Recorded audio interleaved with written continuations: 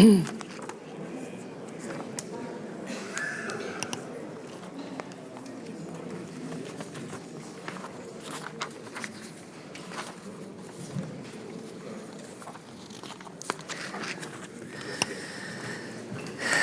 good morning, ladies and gentlemen, and welcome back.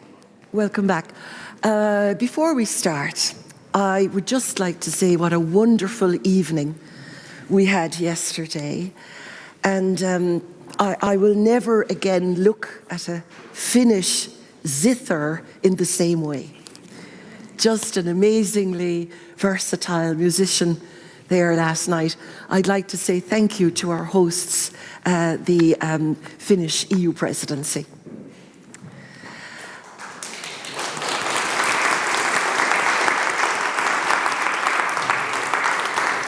Many people have commented to me on the quality of the food here.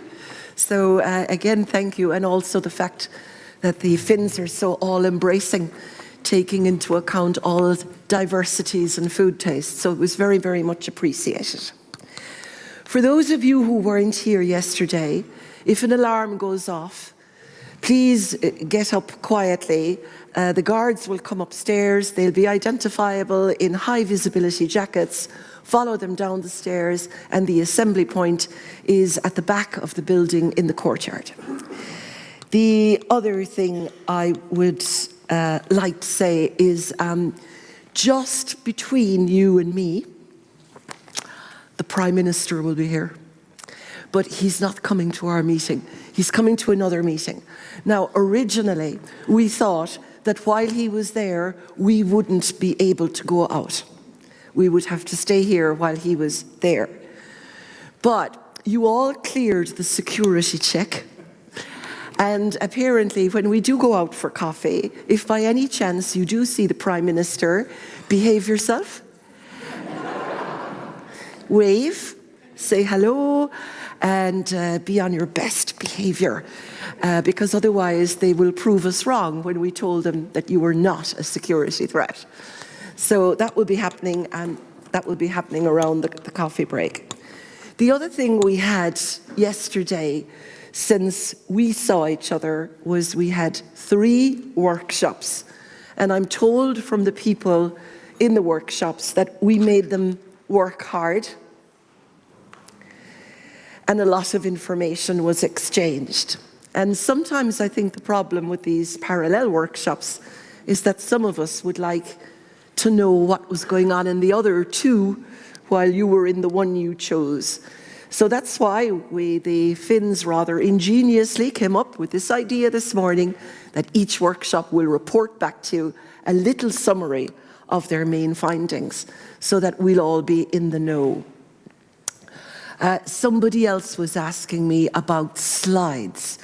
I just want to tell you that I hope I'm not saying anything wrong, Rita, but we will be making the slides available to everybody later on. They will be distributed on the website, or they'll be available. Just the other thing I wanted to say to you is we do, of course, again, on the second day, we have our live audience because we're web streaming globally. So hello world. And also we are tweeting. You have the hashtags from yesterday. Please use Twitter if you have any comments or photos you'd like to share. Now, reporting back this morning from workshop 1, we were supposed to have Hannah Tolonen, but Hannah realized she had a double booking. And for some insane reason, she chose the other one instead of us. But we're very lucky because I think we have a marvelous substitute in Tiina Santonen from the Finnish Institute of Occupational Health. And Tiina is going to tell us all about what happened in workshop 1. Tiina.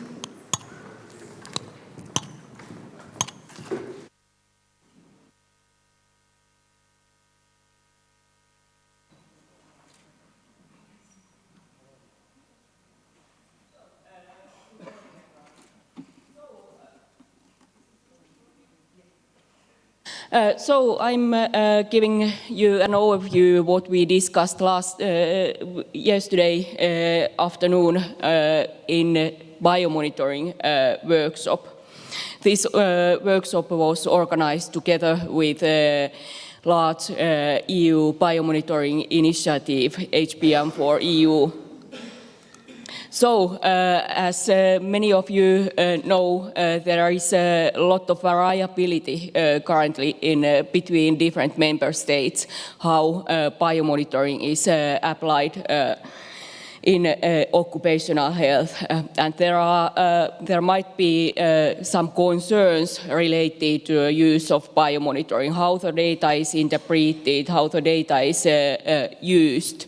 Will it may it cause compromising employers' employment, or could some other analyses be made from the same samples? On the other hand, currently quite often biomonitoring is considered as a health surveillance tool, although it informs mainly on exposure. So it's not necessarily used effectively as a tool for exposure and exposure assessment and exposure management. On the other hand, we know the benefits of biomonitoring.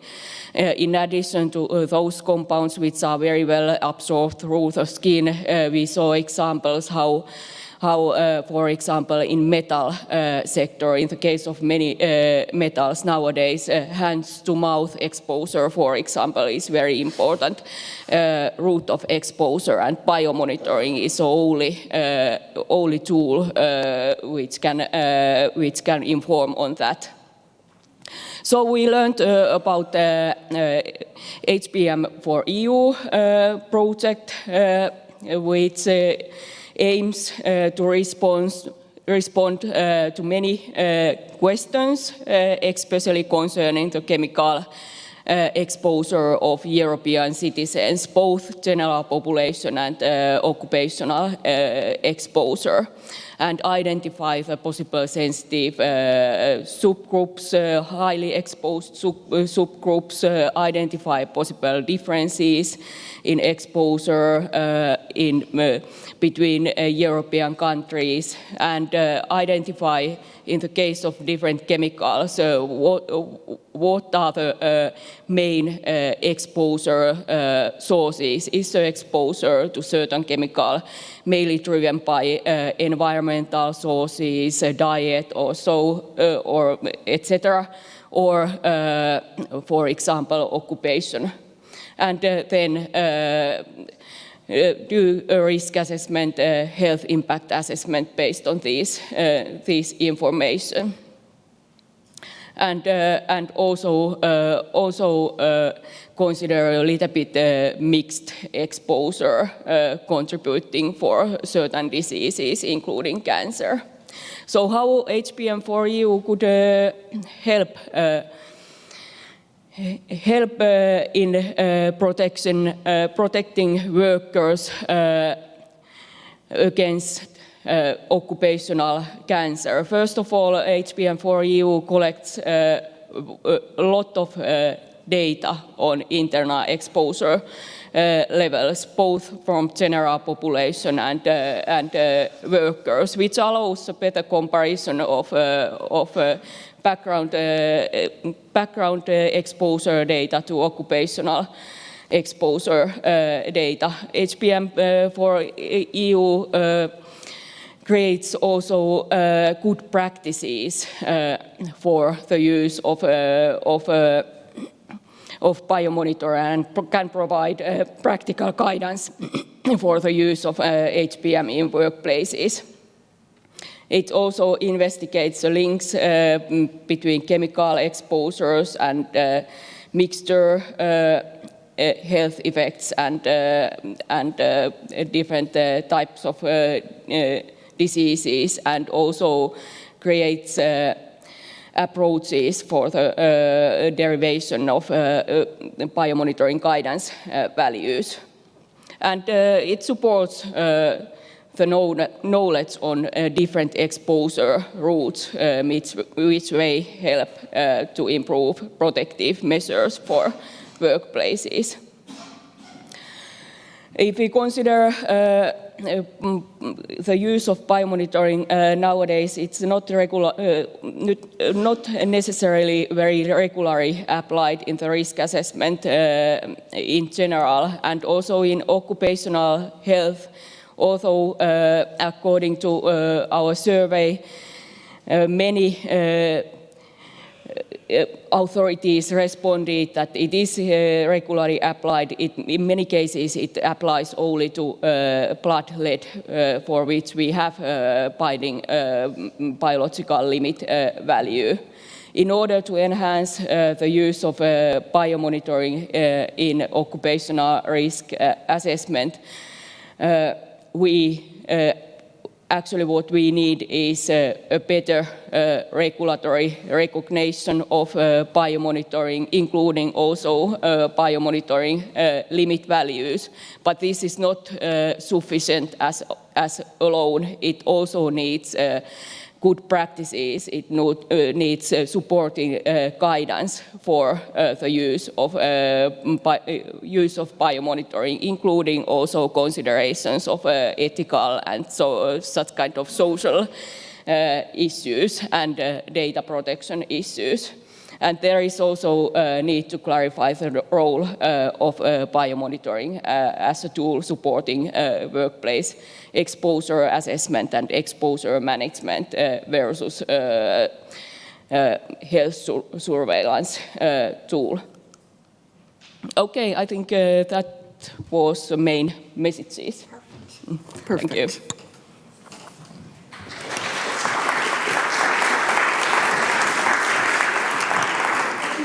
Thank you very much, and thank you also for sticking to the time.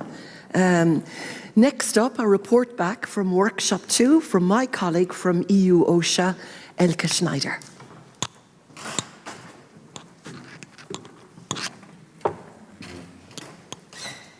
Thank you, Brenda.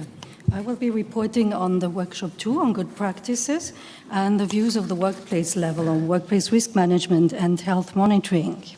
We started off our session with giving an insight into the activities that we carried out under the campaign. So we did a survey at EU OSHA among our national focal points, asking which activities they had carried out and what their focus was.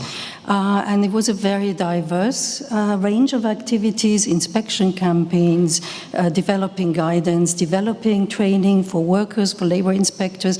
And as you can see on the slide, also the target groups and the sectors targeted and the substances that were in the focus of the campaign, a very diverse range. You can also identify some substances that have been a concern in the past and that are still a concern, like asbestos, for example. One of the issues that really caught our attention is that a lot of focus was given on young workers. In construction, for example. And we got the message from our focal points that many young workers did not know about risks such as asbestos risks. After that, we did a quick roundup on the activities under the roadmap and on all the information that is available on the roadmap website. And as you can see, it's been up to now already quite a successful initiative with a lot of countries, a lot of member states subscribing to the roadmap. There's still some left that haven't, so we'd like to really stimulate them to join the roadmap, and many, many events and many practical solutions that were published on this website. And with my colleague Jos de Lang, who chaired this session with me, we also provided some information on resources that are available to these member states that might want to join the roadmap. We then had two presentations. The first one was on an Irish strategy for the construction sector. And as you can see, it was quite a broad focus of this campaign. So it was focused at working at height, at the duty holders, those who have to implement legislation at the workplaces, traffic management, but also other issues related to occupational health and hygiene. There's four key strategic areas. So it encompasses inspections, legal requirements, stakeholder communication, and also the development of advice, tools, and guidance. And here you can see some results of an inspection campaign. So to summarize this slide with a lot of information, it showed that many workplaces do comply with legislation and that there are quite a few measures in place. You can see the figure of 80% of the sites that do comply, but there is very little prevention in the true sense of the term, and that is having already hazards designed out, preventing hazards at the design stage. And we had one commended example in our Good Practice Award scheme that from an association that developed, for example, ready-made construction parts of buildings that would avoid cutting and other techniques that are dust producing. So there are lots of possibilities of avoiding these hazards already from the start. These campaigns, of course, are assessed, these strategies are assessed, and we got an insight into some of the indicators for assessing such a broad initiative. This is a 3-year strategy, and it will be assessed against many indicators. We also had some questions for our audience, and we asked them, what is actually needed to tackle exposure to carcinogens? And here are some of the results. So our colleagues from the Commission will be happy to see that legislation was on the top of the list, but also other issues like monitoring, campaigns, and the development of practical tools for the workplace level. The next presentation was on assessing exposure of Belgian workers to dangerous chemicals. When we look closer at this study, it was actually a lot of carcinogens, and this was carried out by means of sentinel surveillance. So it was occupational physicians interviewing the workers that come regularly to see them for examinations about the real conditions at the workplaces. So what are the measures in place at the workplaces? And if we look at some of the results, we can see that a lot still remains to be done. There were hardly any collective prevention measures for many of the really important substances, and in some cases also no personal protective equipment. And if we look at some of the risk factors here, we have diesel engine emissions with more than half of the workers not covered by prevention measures. So we can see that still a lot remains to be done. The second on the list is wood dust, and then comes respirable crystalline silica. So it's really a matter of implementation at the workplace level. This is a very special study because it's carried out by occupational physicians. They are the experts.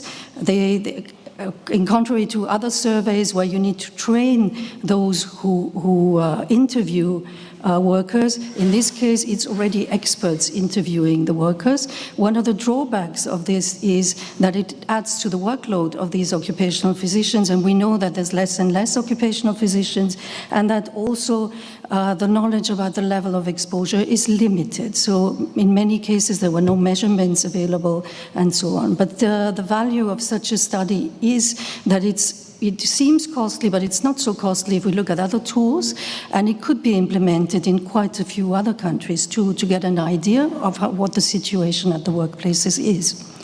After this last presentation, we asked our audience, are occupational physicians involved in some of the research in your countries? And actually quite a few said yes. So it would be interesting to see how they are involved and what they are working on.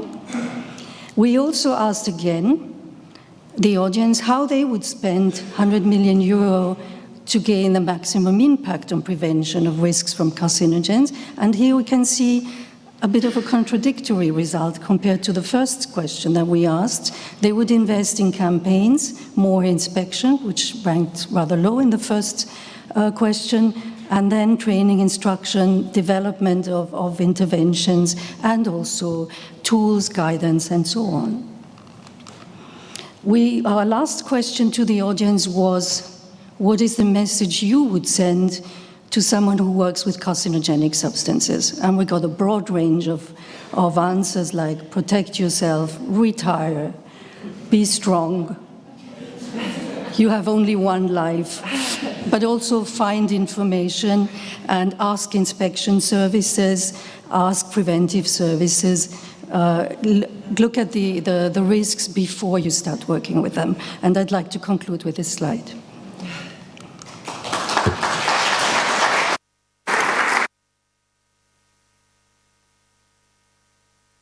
Thank you very much, Elke. Thank you for sticking to the time. And now, presenting the outcomes of the third workshop, I'd like to ask Gertrud Breindl from Austria. Thank you, Gertrud. Thank you, Brenda. And I see I have 1 minute for my presentation. No, we started late, so you have 5 minutes, just like everybody else. Okay, thank you. That makes it easier for me, but I try to shorten my presentation a little bit.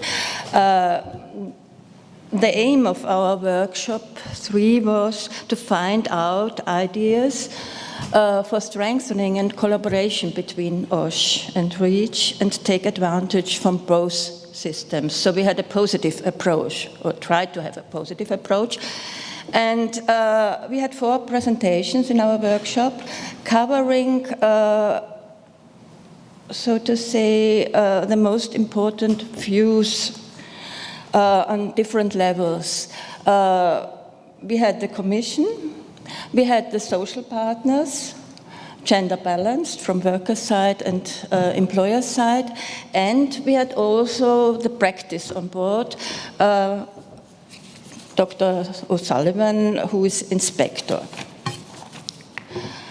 I now try to present the key points from the Commission pointed out. Miriam Gutierrez Medina from DG GROW referred to the second REACH review where action points were issued. One action point on REACH-OSH interface, on safety data sheets as well, and the coordination of national enforcement authorities. And her main conclusions were for the future that challenges on communication of safe use of chemicals in the supply chain will be tackled on a holistic approach. The enforcement interactions could be tackled at national level by follow-up. The recommendation of the Forum Working Group, I didn't know what the Forum Working Group is, but it seems to be a special working group under REACH, especially working on enhancement of coordination of national enforcement authorities. Miriam also pointed out that having a common source for scientific advice under REACH and OSH will ensure coherence and transparency, and that ECHA will continue playing a key role in implementation of the 2 sets of EU legislation ensuring workers' protection to chemicals. That was the view of the Commission, DG GROW. We then had a presentation from Isabel Meyer-Rubio from the employer side, but she's also a member of the working group chemicals of the advisory committee. So she really knew what she was speaking about. And on one hand, she asked how can REACH support OSH at company level, and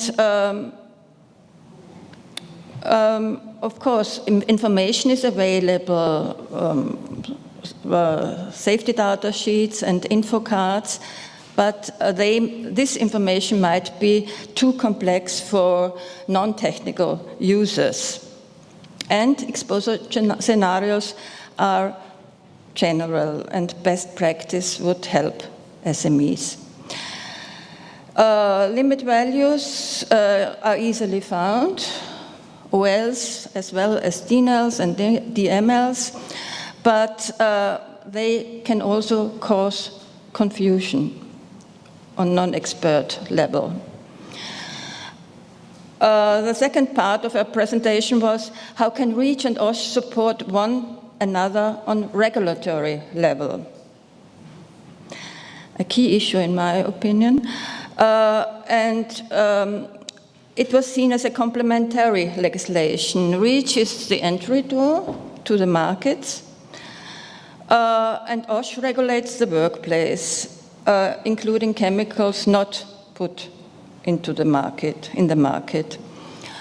and of course, we have to address overlaps and gaps, coordinate strategies and plans, and that was a discussion point in our working group as well. Toni Musu, well known from the employer side, ETUI, also a member of the working group chemicals of the advisory committee, sees OALs as a useful tool to reduce exposure, but not as effective as substitution, of course. Then a hot potato. An existing indicative or binding OAL is not a reason to request exemption from authorization under REACH. We know that's not the end of the discussion. There are other views, but that, of course, is the view of ETUC. But again, synergies between REACH and OSH need to be developed further. We need a public policy against work-related cancer. Of course, toxic for reproduction chemicals were a topic for the worker side, and endocrine disruptors. Gender is always raised by ETUI, especially regarding cytotoxic drugs and nurses. And overall, of course, industry need to be convinced that the only way forward is safe the chemicals and products containing them. That was, in short, the workers' view. And then we had Dr. Thomas Sullivan, who is inspecting in Ireland everything regarding chemicals. REACH, OSH, Seveso. So he's a real expert in practical issues. And his views are that he presented case studies which really caused burning questions in our working group. And he said REACH has positive influence on the communication on the supply chain, of course. And that's of benefit for OSH, of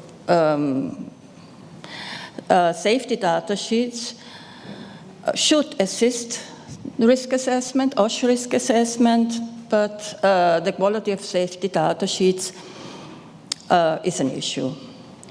Also in practice, REACH authorization obligations support OSH by elimination and substitution, and binding occupational limit values are important to ensure the protections of workers. So it's both, so to say. And one important thing, what Tom also mentioned, was that the obligation to notify facilitates, under REACH, facilitates the identification of users, and that makes it easier for inspectors to inspect the companies who use carcinogens. In our discussion, we had, again, a positive approach. And the common sense was REACH and OSH legislation are complementary. Compliance under REACH brings benefits under OSH, and of course, vice versa. And how can we avoid setting overlapping legislation? What kind of actions should be taken? And how could the process be more transparent? And there we had a few important is to enhance communication and coordination between the DGs inside the European Commission with a common strategy and common plans. That was it in short. Thank you.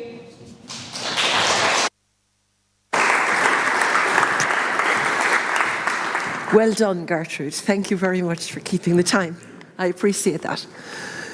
Well, yesterday we heard quite a lot from different governments, from the social partners, from actors, from the European Commission. And now I suppose it is worth asking oneself the question, what about the role of the agencies? And to tell us about the work being done, first of all, in the European Agency for Safety and Health at Work, I'd like to invite Krista Sedlacek to come to the podium. Krista was appointed Executive Director of EU OSHA in 2011. Her background is in occupational health. She's a medical doctor.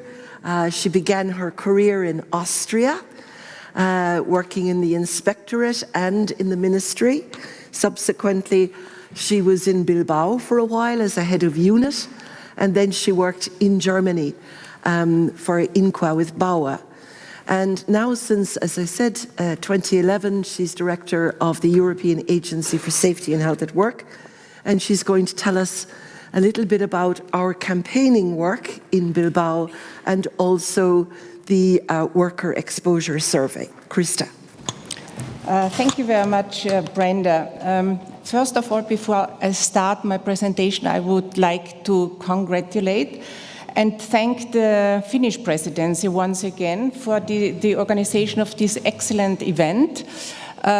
Very important topic, but also for the organization of the dinner yesterday, and I will never forget this wonderful music and the musician, because also it reminded me of the zither used in the Austrian folk music. But of course it's a bit more simple, but really great. Thank you very much. So now I'm going to, as Brenda said, I would like to give you a bit of an overview what happened in the Healthy Workplace campaign 2018-19.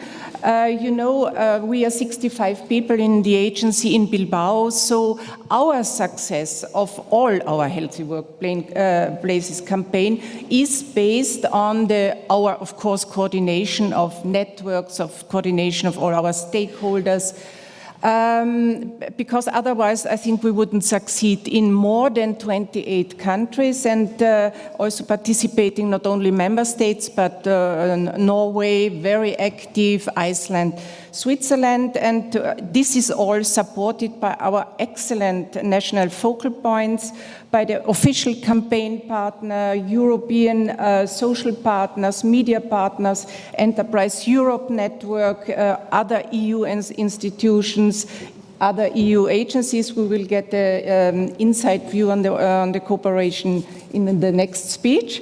So this was organized and coordinated by us, but I have to say the activities and the efforts put into the organization of activities was great in all countries.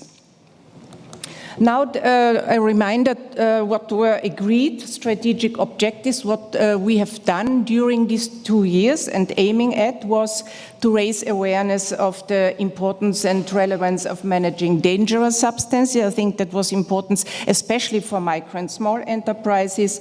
Promoting risk assessment, the basic tools for assessing risk in companies, and again, strong focus on micro and small enterprises. Raising awareness of risk linked to exposure to carcinogens at work by supporting the exchange of good practice. And therefore, we are so thankful for the roadmap on carcinogens, because that was a platform where we could also exchange good practices. Then targeting groups of workers with specific needs, like young workers, Elke also mentioned it, young workers, but also gender-related, and improving awareness of policy developments and legislation, of course, also to improve compliance in the countries. We did a lot, I think, and we published really many campaign resources. We produced a campaign guide, practical e-tool. This was for the first time related to dangerous substances, and it was so successful that we will do it also for the next Healthy Workplace campaign on musculoskeletal disorders. Several reports, series of info sheets on priority topics, then the database of resources and tools, case studies also for the exchange of good practice. We updated the OSH Wiki training for substitution materials. This was also very successful, and we will follow up together with the NIVA Institute in 2020 to provide training, and our famous NAPO films, of course. We translated again all our promotional material into 24 languages. In addition, also Norway translated most of the material. So what we were able to do is to fill in the database of resources from member states, 238 reports. Then we have now in the database resources from EU and international level, more than 200. Also, the number of visual resources increased to 240, and case studies are partly already published, partly on the way, in total 23. And I would like to come back to the e-tool, as it is unique, and I have to say very, very well appreciated by our partners and also by the, so to say, clients. This was done for the first time. We published it in 2018. That was the EU master version in English, but we also asked, that's our portfolio approach, we asked also countries, would you like to have it in your language? And really many countries followed. It was Austria, Estonia, Romania, Slovenia, Norway, and ongoing the development is for Iceland and Portugal, and I think also for Germany. So that was the e-tool, and the e-tool was, there are two parts. The one left hand with very short questionnaires, 7 questions, rather for micro and small enterprises, and the long version for rather the ones who wanted to take more time, or the bigger companies. And as I said, we will also use the training tool for Seminar 2020 in Helsinki to train people. Then we updated existing material. You know, we already, I mean, we had in our website and the database a lot of stuff related to dangerous substances, also stemming from our former Healthy Workplace campaign on dangerous substances. So we updated database, info sheets, and also OSH Wiki. Then these are the latest info sheets. That's Carcinogens at Work info sheet, including important information related to the risk assessment, the hierarchy of prevention, then exposure limits. I think that's important to get the idea or information on what does it mean and how this is dealt with. Also in the aspect of legislative measures. Then maintenance and incidents, emergency plans related to dangerous substances, the consultation of workers, participation of workers in planning, implementation, and evaluation of measures, health surveillance, then also including the roadmap on carcinogens, and then we presented examples of guidance and information materials. That's carcinogens at work, and then mentioned already vulnerable workers and dangerous substances like young workers, gender aspects for women, men, then service occupations like, for example, the healthcare sector, where we see high risk exposure to not only dangerous substances, and migrant workers. And there you can see now already the quantitative feedback of our success, because we were able to increase 70% in our activities compared to the previous years. So that's great, I have to say. And also we, and this was organized by the country and organized also by us at EU level, 220 activities, as I said, in more than 28 countries. We distributed 250,000 campaign branded items, 950,000 publications in 25 languages. Then we had in events, in seminars, 71 campaign banner stands and 24 exhibition kits. So I think that's also thanks to the network, thanks to our partners at national level. I had the pleasure to participate in several of these events. There was a really great participation, very active, and therefore we see really that was the most successful campaign ever. So this is also a bit mirroring the success. Here the upper graph shows the comparison. Light blue is the former one, dark blue is the dangerous substances. You see the peaks of the visits on the website. That's quite typical. After the launch of the campaign, we see the peak, because we're also presenting at that time more material, or for the first time the material and publications.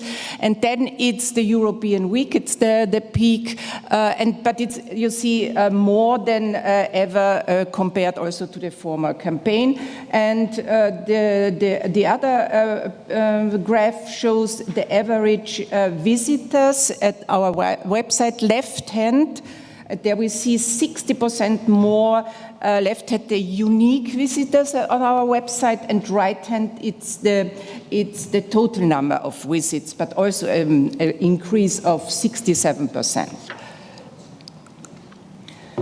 Then, one of my favorites, I have to admit, the Good Practice Award and the ceremony. I think in almost all countries, not in all countries, there were not national good practice awards, and then we had a selection committee, and then we had, I think, 6 awarded and 4 commended examples. For all of you who participated in the summit 2 weeks ago, it was a great success, and for me the greatest success is that micro and small enterprises participated. You remember the ones who were there, the hairdressers of Spain, and I think that's really great to see that a hairdresser with three employees put a lot of efforts in changing their cleaning material, the color for the hair, etc. So it didn't cost a lot. This is the example. It didn't cost a lot, but they took it seriously. I think it's great. And right hand, you see the areas where these companies are working and putting efforts to substitute or to take measures related to the risk of dangerous substances. Then I only mention it because Björn will also tell a bit more about it, but we had, and I think this is the nature of our agencies, the topic is dangerous substances, so we had a cooperation with ECHA. I have to say I was really surprised when I saw this slide, which was prepared, I think Elke did it. So many cooperation. We had the consultation on the OSH Wiki articles, also related to REACH and CLP, of course. Then we had co-promotional activities. I know that my colleagues had telephone conferences, so a regular exchange of information. Then also cooperation with the substitution network. We had meetings, several meetings in Bilbao. Then ECHA was also involved in the e-tools workshop. The Healthy Workplaces campaign promoted through the ECHA website. When you go to the website, you can see there is you see promotion of our Healthy Workplace campaign. Then presentations to the ECHA stakeholder groups, and we had where I participated too, the visit of one colleague from ECHA and video conference with colleagues of ECHA, and I think it was again the aim to, let's say, to stabilize the cooperation with ECHA. And we had, I think, really good ideas how we could proceed. But it was not only ECHA. We had also, you remember, in the summit, the European Environment Agency. Of course, there are also overlapping areas on dangerous substances. And this, of course, is important for us to cooperate with agencies where we have a common interest, of course. Then the Healthy Workplace Summit, I told it, sometimes you have to celebrate. I think we did it. It was a quite nice event in Euskalduna, the conference, and then in the Maritime Museum was a networking event. And I only would like to say that we have already started for the preparation of the next campaign on musculoskeletal disorders. And you know, this time it will take 3 years until we meet again for the summit, hopefully in Bilbao.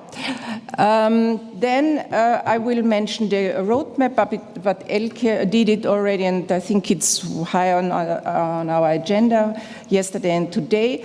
I think it was an excellent initiative from the Netherlands presidency, and also it was great to get on board the following presidencies, and there were several events. It was the A in 2017, but also this year the A&E, it was a topic. The ICO conference in Singapore, then Austrian presidency, also the presidency conference on the topic. Then in our Healthy Workplace Summit, it was mentioned, and the presentation what happened during these years. Now the Finnish presidency, and this is today, yesterday and today. And we had many focal points who organized activities, seminars, workshops, also in cooperation with companies. And as I said, this is let's say the quantitative evaluation of the Healthy Workplace campaign. We will start, like always, also our routine evaluation of all Healthy Workplace campaign, where we get also feedback, of course, of the qualitative criteria. So now I would like to look a bit into the future, because in agreement with the Commission and our Management Board, we have or we will start the worker exposure survey. Many of you already have heard about the exposure survey. Was not easy discussion with our management board. After I think 2 management board meetings, there was an agreement. We will start at least as a trial phase. And what was the background? Why should we do this? There's a need for harmonized and comparable data on exposure to carcinogen. Then we knew already since several years that there is an existing and successful and unique survey and methodology in Australia. Then a feasibility study on a survey and exposure to cancer risk clearly indicated it is worth, it will be a unique survey also in Europe. And these results and recommendations of the feasibility study were discussed with the management board, and I think there is consensus. What do we need? What do we want? The feasibility of running a robust and exposure survey. So a robust exposure survey, that's the aim. The value of the anticipated results in terms of their reliability was an agreement. This will hopefully take place. Also agreement to the extent to which such results would meet a widely identified need and the absence of viable alternative to meeting this need. So that's unique in Europe. And the first phase of the survey in our work program starts in 2020. The fieldwork will then carried out 21-22. That means first results end of 22, but I would rather say beginning of 23. So now going to the survey methodology and the main features. It is a telephone survey with workers, a standardized questionnaire with modules customized for a broad variety of jobs, and there we have at least identified more than 50, that's according also to the Australian one. Short, precise and factual customized question about task. I mean, this is not only related to this survey, but of course the experience of service in general. Our ESENA survey is clear. The people have to understand the questions, and of course then the interviewers have to be very clear. People doing this have to be trained. Possible exposure to 46 cancer risk factors, but going even beyond substances, for example, radiation like UV, and I think night shift not yet agreed, Elke, or at least under discussion, I think. Then probability of exposure assessed by experts. That means, of course, we need experts also supporting the process and being available for assessment and using this OC ideas tool. This is the Australian tool. Possible multiple exposure situations for a person. I think this is important, and this is the unique outcome. And a large number of risk factors covered, not only cancer risk factors. So the combination of a variety of risk factors at workplace level. This is how the Australian module looks like, but this is also how we will develop this survey. First instance is ask worker what task he or she does. Secondly, this is a computer-based automated procedure, rules based on literature and expertise, based on algorithm. And then exposure, assess whether exposed to agent. That means in cases where there's a doubt or no experience or the automated process result is not satisfying, then the experts will interfere. So that is also like the Australian is doing. We are in contact, of course, with the Australians. They visited several, participated in our workshops, and of course we will have also a steering group of experts in Europe. The potential information from the survey results: cancer risk factors responsible for most of the exposure. Exposure circumstances most prevalent in Europe, overall number of workers exposed to each cancer risk factor. So it's an exposure estimate and to several cancer risk factors. As I said, multiple exposures and characteristics of workers exposed to cancer risk factors. We will hopefully achieve better identification of risk factors by that way, better targeted awareness raising about exposure to cancer, prioritization of sectors, occupations, tasks, and cancer risk factors for prevention, better design and targeting of preventive measures, and of hopefully contribution to evidence base for policy.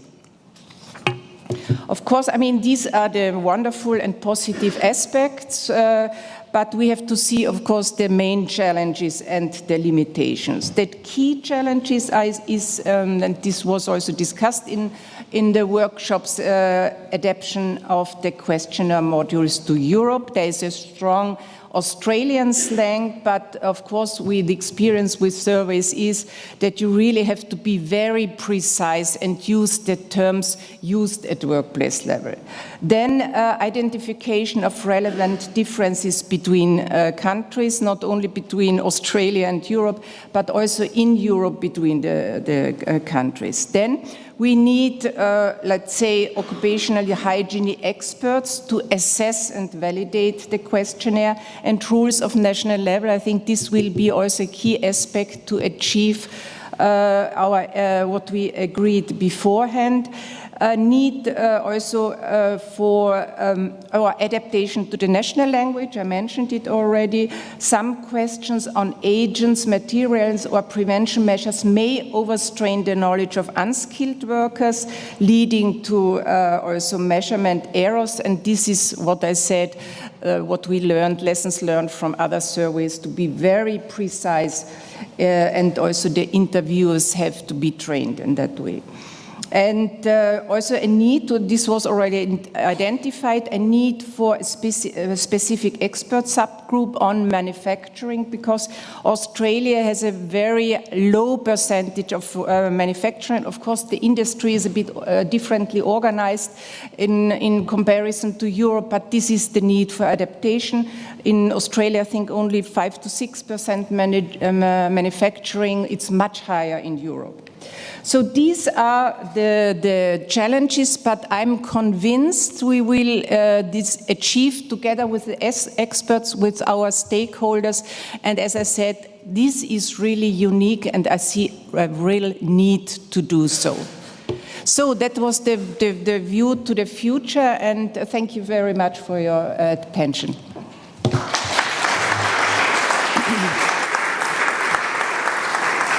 Thank you very much, Krista. Thank you. And now, we're taking advantage of the fact that we're all here in Helsinki to welcome the Executive Director of ECHA, the European Chemicals Agency, Björn Hansen. Björn has been the Executive Director of that agency since the beginning of 2018. And before that, he's had a distinguished career, both in the European Commission, in the chemicals unit of DG Environment, also in the European Chemicals Bureau, and also extensive international experience, chairing many important working groups in the OECD and in the United Nations. The good thing for us is that Björn has been involved in the development of REACH and CLP since the very early days. So that's a great advantage for us today. And Krista already mentioned the collaboration that goes on between his agency and many other units of the Commission and many other agencies in Europe. One last thing to add about Björn. Have you ever woken up in the morning with a question in your mind? You thought, I've been dreaming all night about probability theory. Well, and if you have a problem, a puzzle, there's something about probability theory that you need to discuss with somebody. Well, Björn is an expert in probability theory. What's the likelihood of that? So the great thing is that afterwards, in the coffee break, if you want to talk to him about that or any of the other issues he touches, He is our man today. Bjorn Hansen, thank you.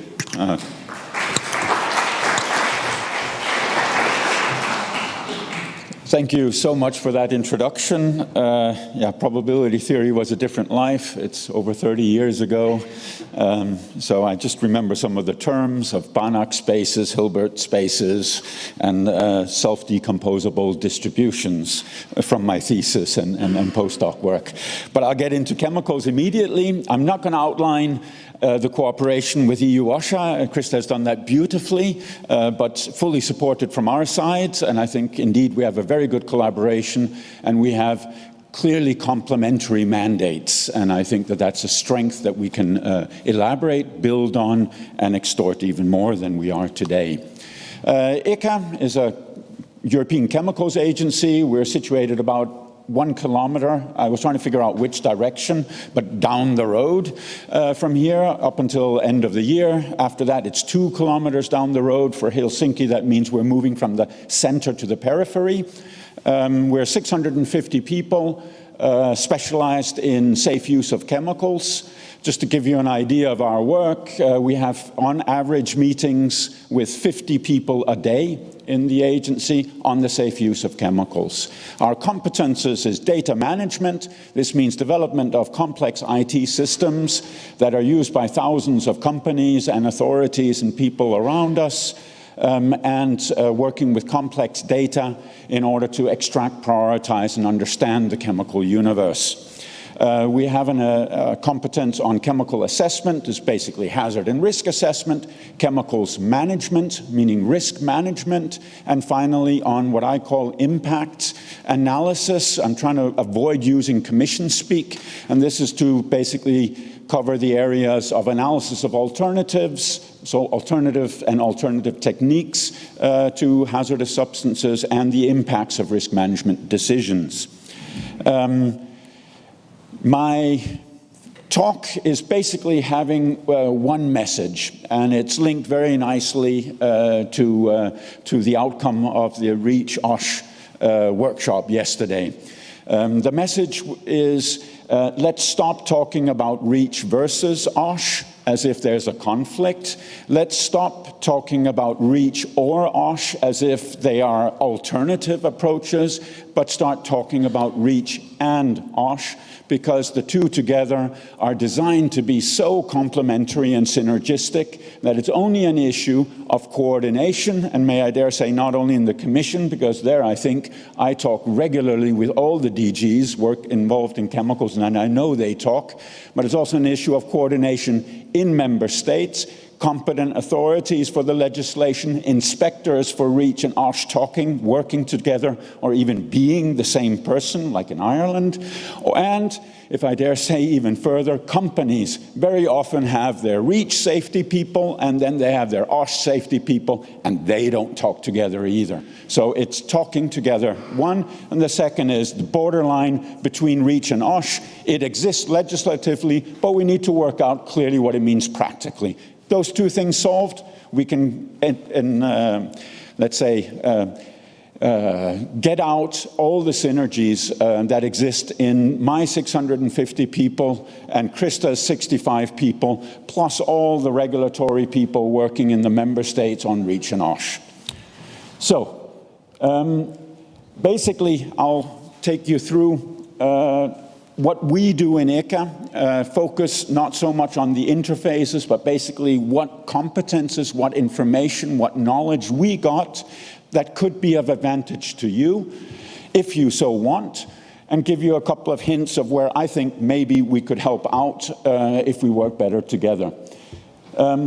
Basically, the construct of REACH and classification and labeling is one where REACH generates data, for example, on mutagenicity, carcinogenicity, reproductive toxicity. So mutagenicity, carcinogenicity are the important things for the topic of this workshop. Classification and labeling classifies according to the globally harmonized system chemicals into basically being carcinogens or not. And OSH uses this data to do the employer risk assessments. Fits beautifully together. Now, how do we work in ECHA on this? some very quick slides. I'm going to only take you through the titles. Look at them more in detail if you so wish, and ask any questions to my colleagues through an email afterwards if you so want. We have what's called an integrated regulatory strategy. What this basically means is that we take all the chemicals we got information on and we regularly screen them. And this is thousands of chemicals that we look at. And we bin them in substances that need further data, REACH can generate it, and substances that don't need further data, and we can conclude either they're of low concern or high concern. That's what we do regularly. This here are the numbers of what we've done concerning carcinogens. Basically, there are about 400 carcinogens which are known carcinogens, meaning that they have been harmonized, classified as category 1A, 1B, or 2 carcinogens in Europe that are on the market, meaning actually that are manufactured or imported. So REACH doesn't mean marketed, it means they're just from manufacture or import onward. There are about 1,200 of those substances classified in CLP, so that means that 800 of these carcinogens which have been identified either were never used in Europe, doubt it, or are no longer used in Europe, meaning they've been substituted. Big success, I think, of our combined work over the years. Of the 400 registered substances, we've screened all of them. We've binned them all. I'll show you that later.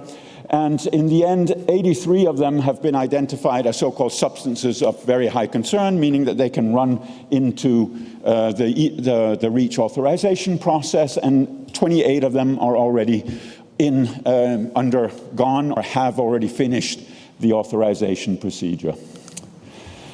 Another element of our screening exercise is that we look at what we call the chemicals universe. I know that was mentioned in the workshop on REACH, which in this case, this slide just shows the above 100 tons in Europe. And we've already, at the status of this summer, binned them in 2,683 substances we still need to look at. There's 1,104 substances which are undergoing data generation today or have just finished doing that. We then have 219 undergoing or have already finished regulatory risk management. And then we have the numbers down in the light and dark green are numbers representing substances we've looked at and think they're of low concern, or there's no need for additional action, meaning that they seem to be pretty well regulated at EU level and therefore needs no intervention. This is May 2018. By the end of 2020, we hope that it looks more like this, meaning that in particular the brown ball will get very small, and we therefore know by the end of next year for most substances on the European market above 100 tons, more or less, if they need further data, need risk management or don't need risk management. We do all this now in groups. We've totally reorganized the agency, so everything we look at groups. This is one of the handicaps of the previous interface, OSH-REACH, but hopefully this is going to help a lot in the future. So we never look at a substance alone, we always look at it together with chemically similar substances. Our contribution to occupation exposure limit values, you all know, but let me just run through it very quickly. DG Employment decides what substances they want us to do something on, of course, consulting everybody here, consulting us, consulting other services. We are then asked to develop the scientific basis for an OEL. Our risk assessment committee, which includes a lot of experts that used to be in the scientific committee for occupation exposure limit values, come up with an opinion, and we hand it over to Charlotte, Stefan, and our colleagues in DG Employment for further processing. So basically, in short, here you have the 7 steps of the process. Science is 1 and 2. From 3 onwards is the Brussels work with the Working Party on Chemicals. We are fitting into the first 2 steps, where what we do is we get the request, we call for evidence, public call for evidence, we develop a scientific report, we ask for a public consultation on that scientific report, and then our risk assessment committee goes out and makes a development. When I say our and the scientific report, it's the actual staff of the Secretariat in ICA, the 650 people who developed that scientific report, and it's the independent experts in the RAC who develop an opinion on it, and full public consultation. And then we give it to the Commission, we help them out understand what we write, if they had any questions, and that moves through the legislative decision process. Our timelines is about 12 to 24 months. This depends a little bit on our negotiations on how urgent the substances are for DG Employment, but also our own workload and how to pace it. But generally between 12 and 24 months from we get the letter signed from DG Employment to start the work until we've handed over the opinion, somewhere between 12 and 24 months.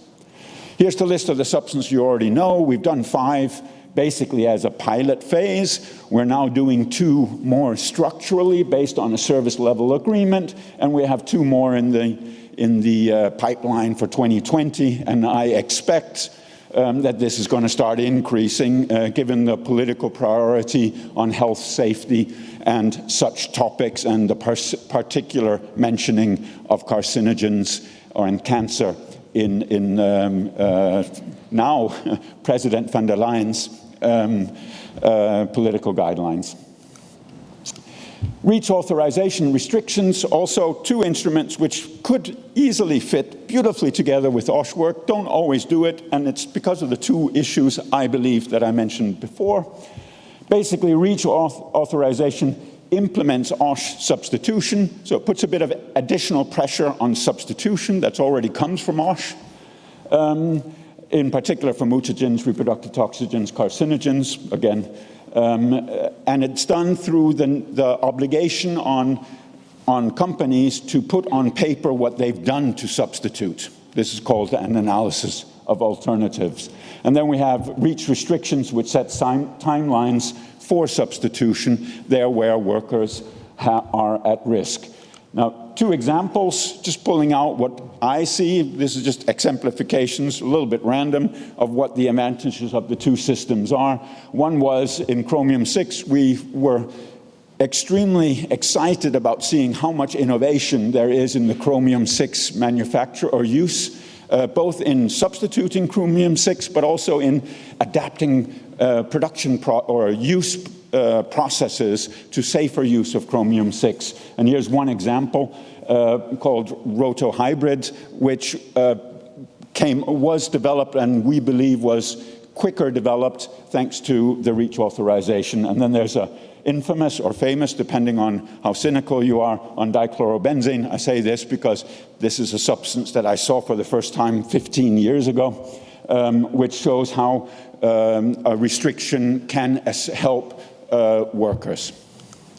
Another area which I think links nicely is we have an OEL adopted on chromium, and through the authorization process on chromium, we had many interactions with companies and them among themselves on sharing good practice at a very technical level. And ultimately, the conclusion was that most companies, if not all, could meet the OEL, no problem, and were even challenged themselves and committed to meeting a limit value 5 times lower than the OEL. And I think that shows exactly how the instruments can work well together. Again, there were frictions. We got to analyze those and get rid of them. But if we focus on the positive, this is a super result for us all. Supply chain. Basically, REACH requires all sorts of work to be done, and a lot of that work results in data, classification, labeling, safe instructions, and what we call exposure scenarios. And all of that gets stuffed down the supply chain with immense speed and immense volume and immense content of information via the safety data sheet, and then there's an expectation that OSH picks it up. We know that that's not working so well. But you should know that we in ICA, for example, we spend 8 people full-time on standardizing this communication, developing IT tools, and working on getting that information down to the companies. And what we need to do is to get you guys to tell us how we need to change our work in order to make that information more useful.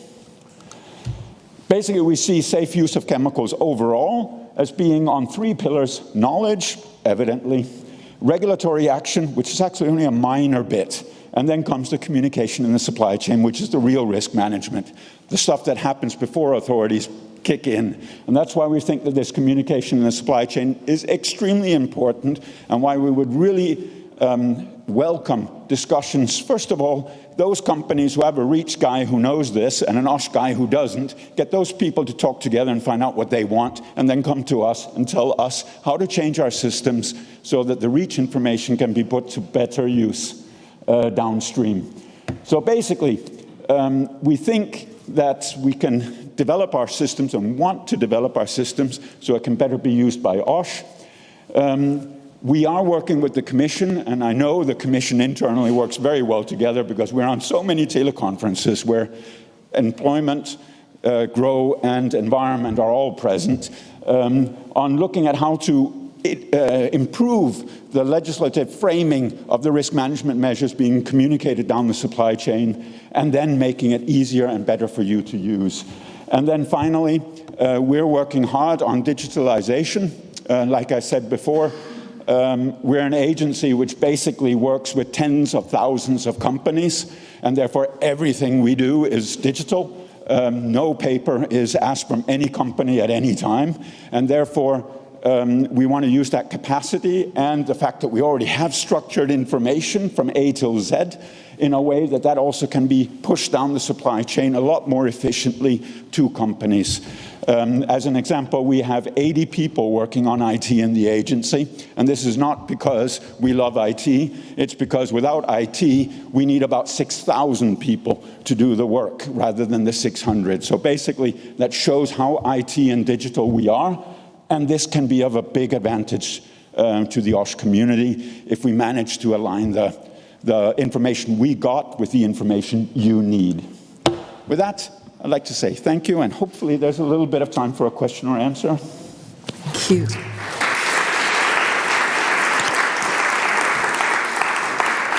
Well, actually there isn't, but seeing as though you asked so nicely,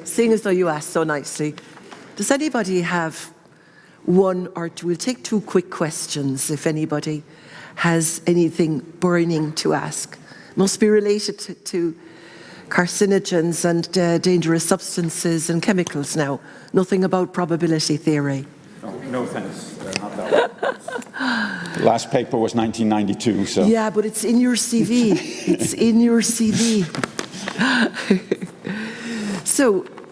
Okay. Right. Well, listen, you can also use the opportunity to have a chat with Bjorn during the coffee break. So thank you very much, Bjorn. Thank you. Thank you.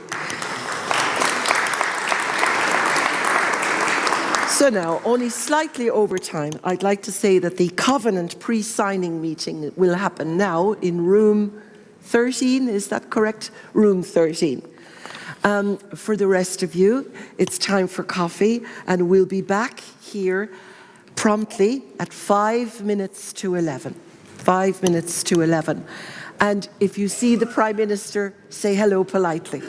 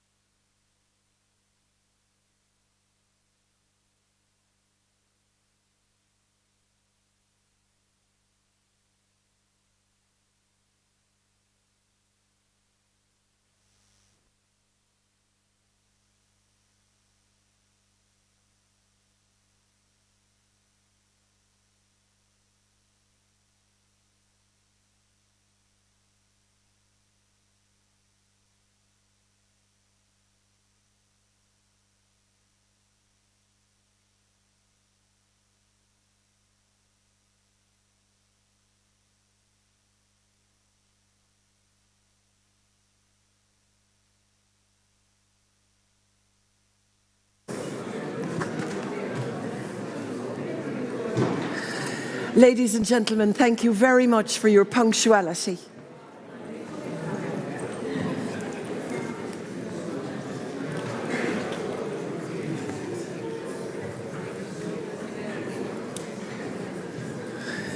So, welcome back, and thank you for your punctuality. It's much appreciated.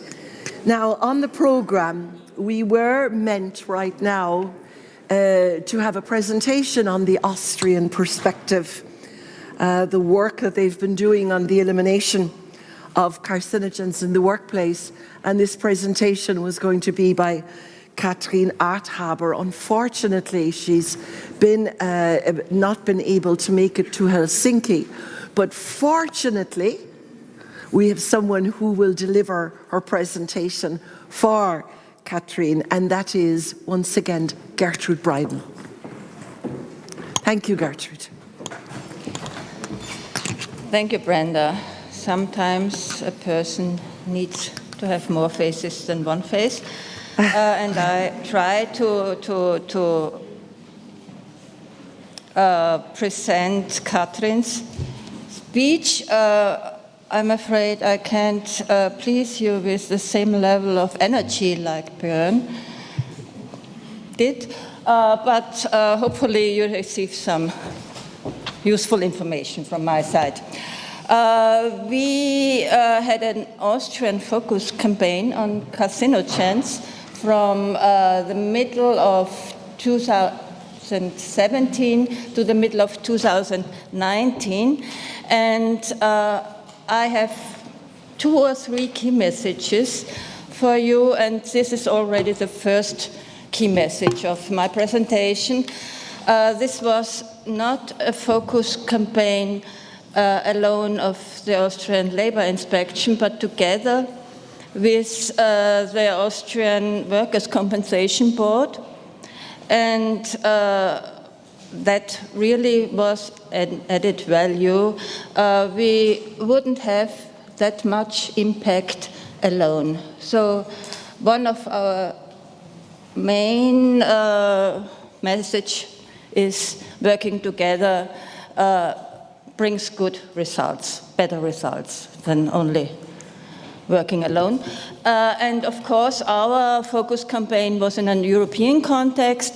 On one side, we had the roadmap on carcinogens, and on the other side, the European campaign led by EU OSHA on dangerous substances. Okay, we saw it together with the Austrian Workers' Compensation Board that we will not have easy and quick results from our focus campaign.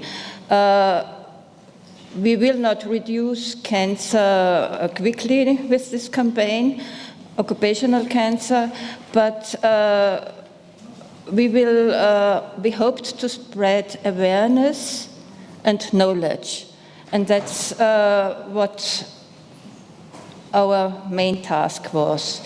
The Austrian Labor Inspection visited, or inspected at least, 600 enterprises, and the Austrian Workers' Compensation Board consulted 1,000 enterprises in these 2 years. And we saw that 2 years are too short for this sort of campaign.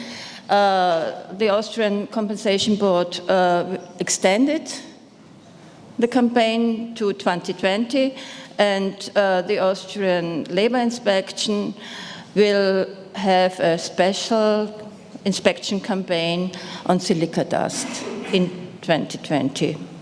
So focus on a special carcinogen. What did we do?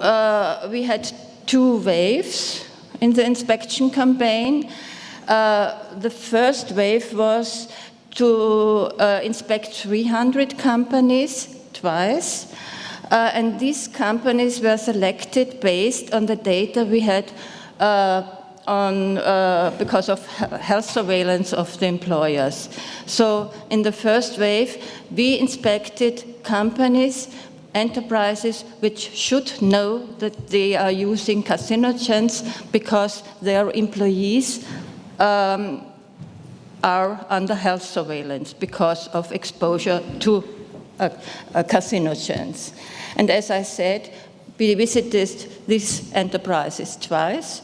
First, inspecting and for information, and a second time, not all of them, but 20% of them, to have a closer look at the progress of the prevention measures.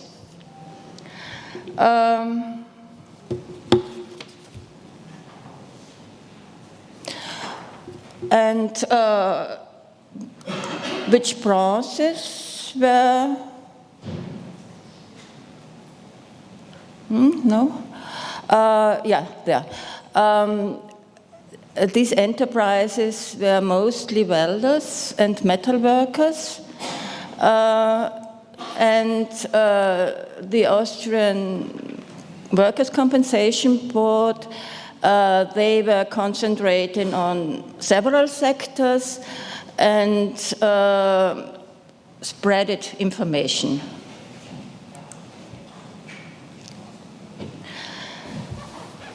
Okay. The second wave of our inspections, there we selected enterprises which probably didn't know that they are using carcinogens at work, because we didn't count on the data of health surveillance, but we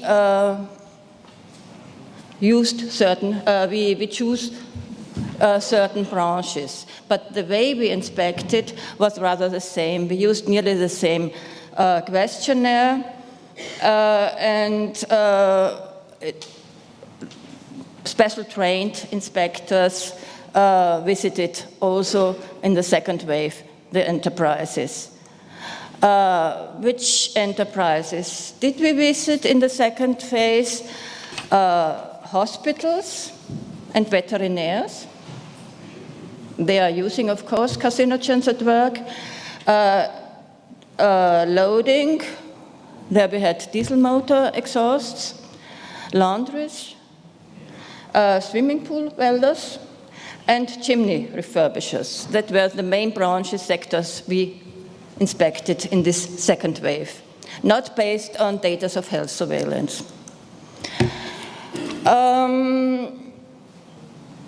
Yes, I already said it was a 2 years inspection campaign, but it was clear that we will need more time. 2 years are too short for this issue. What was important, we learned, was to raise awareness. It's only the first step, but an important step. I will show you afterwards.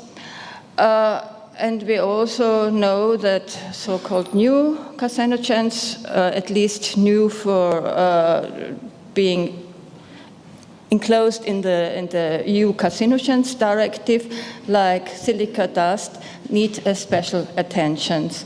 So that was the main reasons why we decided in the labor inspection to have a special focus campaign on silica in 2020.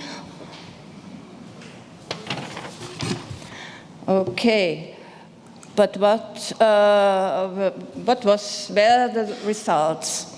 From the Austrian Workers' Compensation Board, they produced a lot of information material for several sectors, also video clips on a rather user-friendly and easy understanding level, which is necessary for our enterprises, because I think, like in every EU member state, our 97% of our enterprises are not even medium-sized enterprises, but small enterprises and micro-enterprises.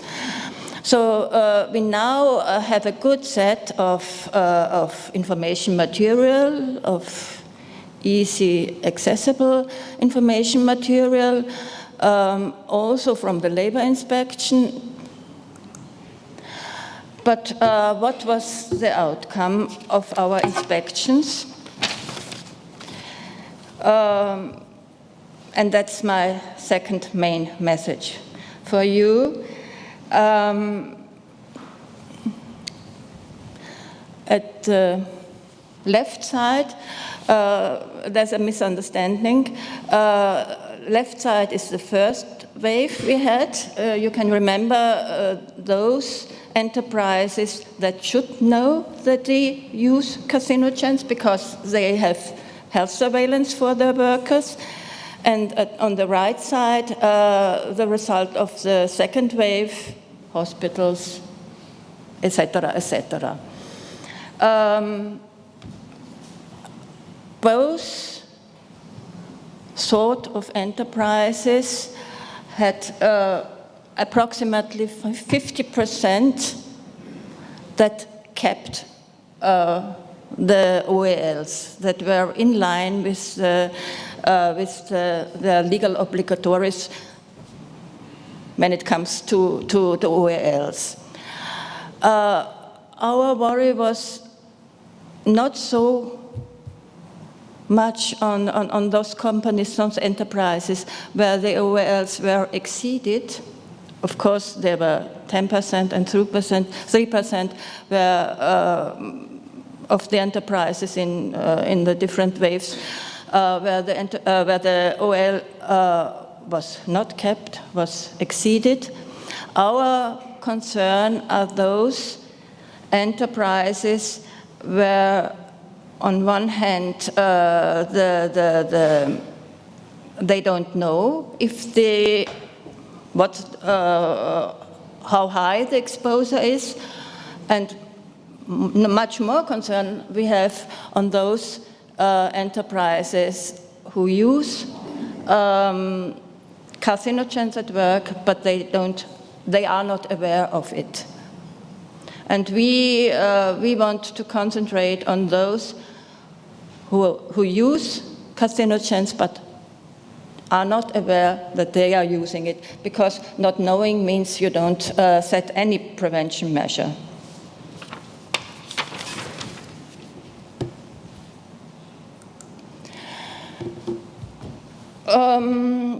As you know, we have the legal obligation to, in the hierarchy of prevention measures, we have the legal obligation to reduce the number exposed. But our experience was that not so many enterprises know how many employees are exposed. So if you don't know, you can't reduce the number of workers exposed, of course. On the right hand, you have the percentage of enterprises that didn't know the number of exposed employees during the first wave. First wave, those enterprises who knew that they use carcinogens. They seem to know how many workers are exposed. On the very left, and that was astonishing, you have the hospital sector. Nearly 20% of the hospitals didn't know how many workers are exposed to carcinogens. And what we experienced is that in larger enterprises, and normally hospitals are larger enterprises, it differs from department to department. It's often the manager of the department who is responsible for the culture, for the OST culture in this department. And if you don't have a top-down approach in the department, awareness will not be there. So you can't say in a simple way, our problems are small enterprises because they don't have information, they have less knowledge. Of course, that's often the case, but also large enterprises, you have a certain, you don't have to lose them. But we also had very positive results. A big part of the deficiencies could be solved in a few weeks. As you remember, we were visiting most of the enterprises twice, and infringements and breaches were solved rather quick. And many measures can be tackled with limited investment. If employers, managers are aware of the problem. And what we also, but that's not a new information, but we experienced really that good examples are welcomed in the companies, in the enterprises, especially good practices on substitution.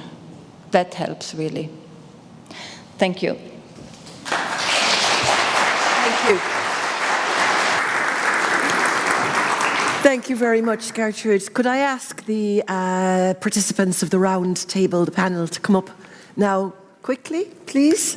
That would be great. We have Heidi Bussen from the Netherlands. We have Raimo, of course, our host here from Finland, wherever you wish. Free seating, free seating. Gertrude Breindl from Austria. Per Hilmerson, wherever you wish to sit. Doesn't matter where we sit. No, it's fine. It's free seating. There's no hierarchy. Yeah. It's your table? No, I'm standing. You're standing, okay. Yeah. Yeah, thank you. Are we all comfortable there? Yeah, we all okay? You have microphones beside you that you can use as well.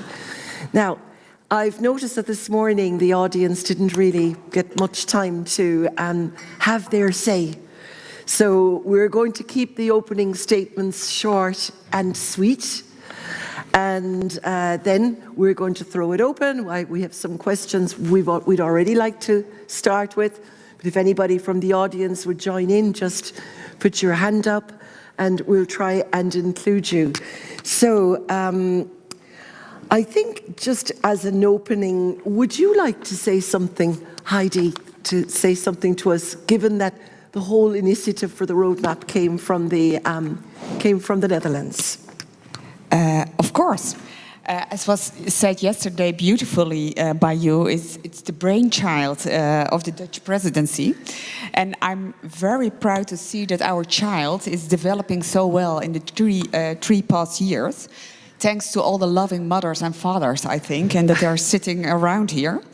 And to the roadmap partners, and also, of course, the Austrian and the Finnish presidency. Thank you for that, and keeping the roadmap getting further. I just witnessed the pre-signing, and I'm now sure that it will go to Germany. So I'm very glad of that.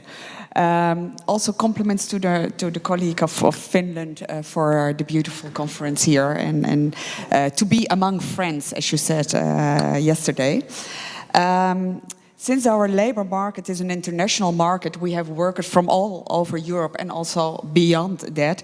It is necessary to keep it on the agenda because the consequences of the exposure are often not visible immediately. So raising awareness stays key. And have a background in communication, and as a communication expert, you know that the strength is repeating the message all over and over again. So I think we have to keep on doing that if we want to shift the minds and the working conditions in Europe. So if you I want to say that we can't stop at setting exposure limits, but also it's good that the roadmap also helps businesses, giving businesses a helping hand in information and good practices. So that I'm very proud of that it's successful in the past 3 years. Thank you. Thank you, Heidi. Raimo, would you like to say something? Yes, thank you. And first I have to say that the words I had written to my paper, there are so many words that Heidi just said. First of all, I would like to highlight of achievements, this awareness rising, which Heidi already mentioned. And I think that has been effective in many ways. For example, when you look at the web pages of the roadmap on carcinogens, you find there 85 different examples of good practices, and there are fact sheets in more than 10 languages. So I think that's one issue how we can share this information and bring concrete actions to workplaces. And also I have to, especially today, I have to mention this. These presidency conferences, because when we are talking about collaboration and being with friends and think the further actions, I think all these presidency conferences within these issues has been very successful. Yeah. Thank you, Raimo.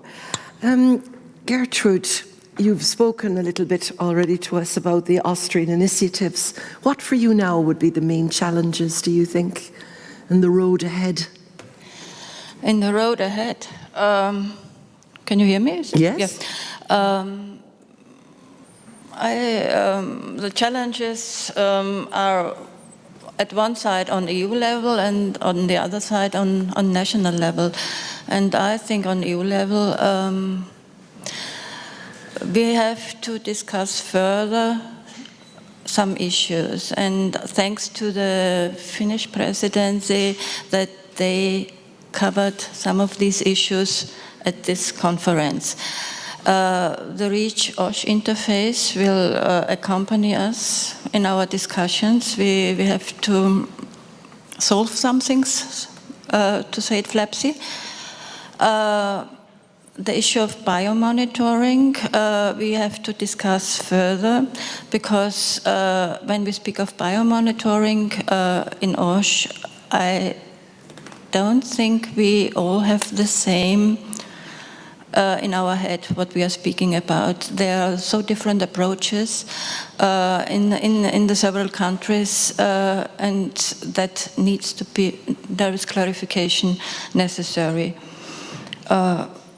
I don't want to prolong it too long, but when I heard this morning from the presentation from the workshop biomonitoring, using biomonitoring during OSH risk assessment, sorry, that's not the Austrian approach. The human being, the worker, cannot be used for risk assessment on workplace. That's too late. You have to set prevention measures first. But we have a third hot potato, so to say. I'm not quite sure if we have solved the issue on methodology, on risk-based occupational limit values. That's a third thing we have to discuss further. And on national level, of course, we were in the last years raising awareness on political level, on OSH stakeholders, on carcinogens, on health at work. We now have to approach the enterprise level, and we count on the regional sectoral social partners. They know their clients, and these regional sectoral social partners should be trained on these issues to bring information further. Thanks. Thank you. Pelle, would you like to respond to Gertrude there? She's brought up a couple of issues relating to the social partners. They need to be trained as well. And do you want to comment on the biomonitoring? And on anything else you feel like you'd like to comment on? I can say anything I want. All right, thanks. But this is obviously, first a bit more political remark perhaps, that this is obviously an important issue for our members. It's about life or death, and the roadmap gives me hope because it shows that we have understood this importance and that we have to work together. It's about having proper rules in place and the means to enforce them. And of course, giving the trade unions a role in this. But it's also a matter of political will. More than half of the member states have signed up to the roadmap, as I've understood. I hope more will join, because it's about putting it high on the political agenda, and we need to keep up the pressure on all EU level, all levels, including the EU level and the EU institutions. And look at the current EU Commission. I mean, they've been ambitious, more ambitious than previous commissions, but we need more. As I said yesterday, 25 binding occupational exposure limits done, and we have 25 to go. And we need more actions on reprotoxic substances, on asbestos and so on. But it's also to reinforcing the role of labor inspectorates and the trade union health and safety representatives. I was actually quite worried, talking about political will, I was a bit worried when I read the mission letter from President-elect Ursula von der Leyen to the Commissioner-designate, Nicola Schmidt. There was nothing mentioned in this letter on health and safety, not a single word. And the EGC reacted quite strongly on this, and we were happy to hear Nicola Schmidt himself at his approval hearing in the European Parliament mention this issue and putting it high on the agenda. So I think we need to keep up the pressure, because obviously it's not for given, it's not for granted that this work will continue. So this is why I find the roadmap is very important in a political sense, especially as it's carried forward by EU presidencies. It keeps the issue on the agenda. But it's also, of course, also about exchanging best practices and take concrete actions together. I really like the concept of a roadmap because it shows a direction. I mentioned yesterday that the EGC is calling for a vision of zero work related to cancer. And I see this is a roadmap for this vision, for that goal. But it's also something on the move. And that's what we have to do. I think that's what we need to improve with this roadmap, is that we can't leave it here. We have to bring it home and spread the word, spread the knowledge, spread the experiences and best practices. Because I don't think it's not well known by amongst our members. So we have a role to play. The employers have a role to play, of course. So let's continue this important work together. Thanks. Thank you. Krista Meester from Business Europe. Are there some things the trade unions have said that you can agree with, or do you disagree with everything?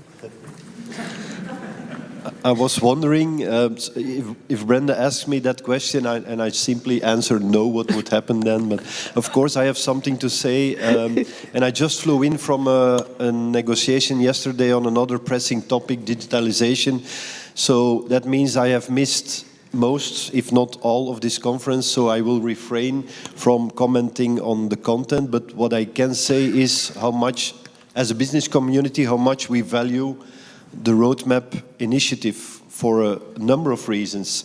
And the most important reason is, and I've said it before, if we want to be successful, we have to involve all actors, and I think that is clearly the case in this initiative, because it will take chemistry to come to results, chemistry between all actors, and we need the whole gamma of policy measures, from legislation over information support tools, etc. And what is also very important for the business community, this can never be a one-shot initiative, because unlike most other risks, if you take preventive measures, being that elimination or reduction of exposure to the risks or collective prevention measures, the impact on how you work and the quality of the work is most of the time is quite limited. If you reduce the noise in a machine, it doesn't change the way you work with the machine, it doesn't change the end result, the quality of the product. Different so with chemical substances, with carcinogens. If you eliminate, you have to substitute. If you take other measures reducing, it has an impact quite often on the process, on the chemical process, on how you work, and on the quality of the product. And that is quite challenging for employers, and this is why we need a continuous effort for support, for information, for assistance in trying to reduce the burden of working with those chemicals, and that is why we value this so much. And I also remember quite well, I was there in Amsterdam when we first signed the roadmap. I have signed it now. I think I'm the only one, together with Krista, who has signed all the documents since then. What also reminds me that Amsterdam reminds me that I forgot yesterday to say happy birthday to a colleague, trade union colleague and friend of mine, Wim van Velen, whose Amsterdam team Ajax also won yesterday. So thank you. Congratulations. And congratulations to all. I heard the conference from the content point of view was quite interesting. And as I said, for me the most important is that we continue the effort with all actors together and with the mix of policy measures. Thank you, Chris. Thank you. I'm going to come to the EU level in a moment, but first of all, from the German perspective, what do you think now are the big challenges for you taking over? If you like, we're passing the baby to you soon. What do you think will be the big challenges for you, Georg? Yeah, thank you. 3-year-old baby, a toddler. So please let me first thank the organizer, thank the Finnish presidencies and all the members of the roadmap for this really successful initiative on carcinogens in Europe. Germany attached great importance on all kinds of activities in Europe in order to protect health and safety of workers when using carcinogens at workplace. We actively support the roadmap on carcinogens as a considerable step forward in Europe and are proud to take over in 2020. We think that we can combine, that we should combine our national activities in this area of the roadmap, and we hope that that also other national activities can be integrated in the roadmap. And we hope that that all the members and all the other participants will support us in this area. Our common goal together is the better protection of workers against work-related cancer. Therefore, the focus of our German activities in 2020 will be first of course, to continue the goal of including the remaining most toxic carcinogenic substances in the CMD. We would also promote the risk-based concept for carcinogenic substances, which is already implemented in our German legislation, and it is already working and would be a good concept also for the European level. We would also like, and we have heard that yesterday in the third workshop, we would like to clarify the interface between the REACH and the OSH provisions, so that at the end, both the OSH and the REACH provisions help the businesses to get forward with this, with the carcinogenic substances. And we also would like to initiate activities involving carcinogenic metals and their compounds in order to have good support, especially for the small enterprises in Germany, but also, of course, in Europe, which is very important. And therefore, we really ask you to support us in our next year. There will be a kick-off meeting in January 2020, when we will set up our program for 2020, and I already can invite you to our conference on 9 and 10 November 2020 at the site of the Bauer. Great. Thank you. Thank you very much. Zinta Podnica, we heard there your Deputy Head of Unit, the Health and Safety Unit of the European Commission, based in Luxembourg. The coming together of REACH and OSH positions, and also I think there was a broader there's a broader question there to be answered about the interface between EU level actions and member state actions. Have you any reflections for us? Start with reminding that yesterday we saw premiere of the video for roadmap, where it was shown as puzzle consisting of many pieces.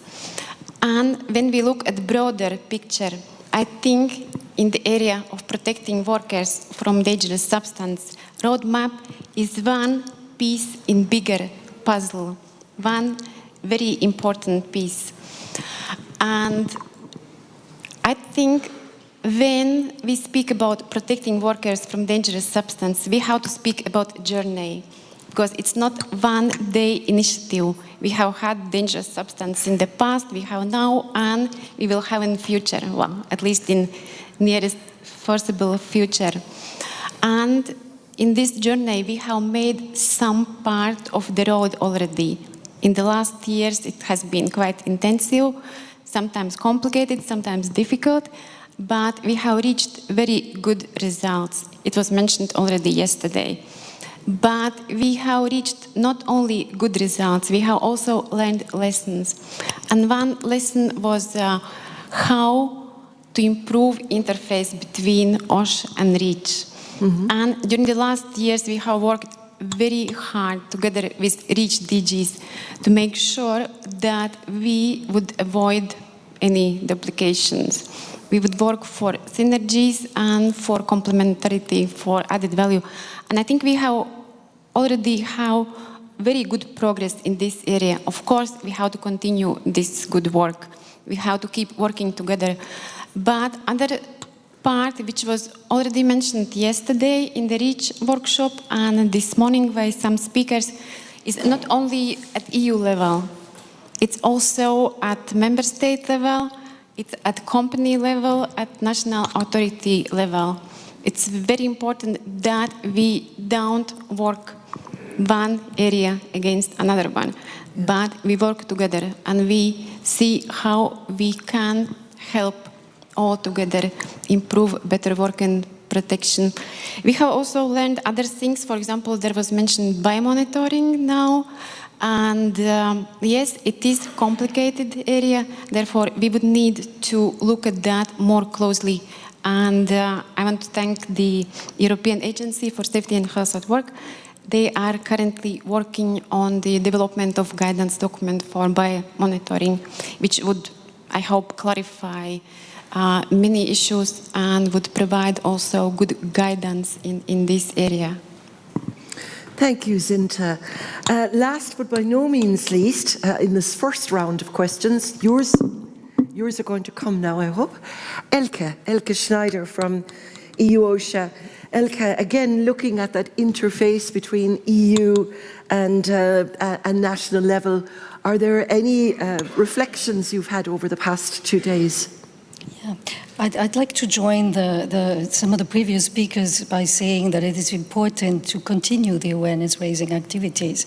We at the agency, we have had the campaign as a very important instrument, but it's very good that the roadmap continues its activities to keep the momentum of this Healthy Workplaces campaign going and to continue on the awareness-raising. We know that we have limited resources, so it's important to make the best of the limited resources we have. We at the agency have a tradition of gathering information. We have a privileged access to national information, and we want to share these examples of good practices in all areas, whether it's monitoring, whether it's looking at the disease burden, or whether it's good practice examples from the workplace level or from organizations, to share these and to bring these together to help bring this information out there and to support. I think it's important to have the right intermediaries, and one of the examples that was mentioned today was the hairdressers. And this is a good example where hairdressers joined up into a network of engaged people who are promoting better use and the avoidance of using carcinogens to other hairdressers. And we need to reach these intermediaries. We need to really get to these people to have them help us.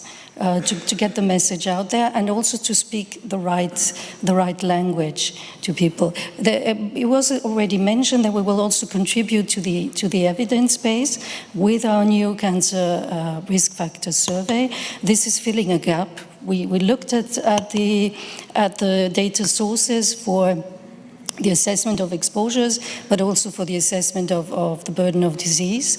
And we also looked at the cost of these initiatives, and we actually found that this is one cost-effective way of filling some of the data gaps that exist.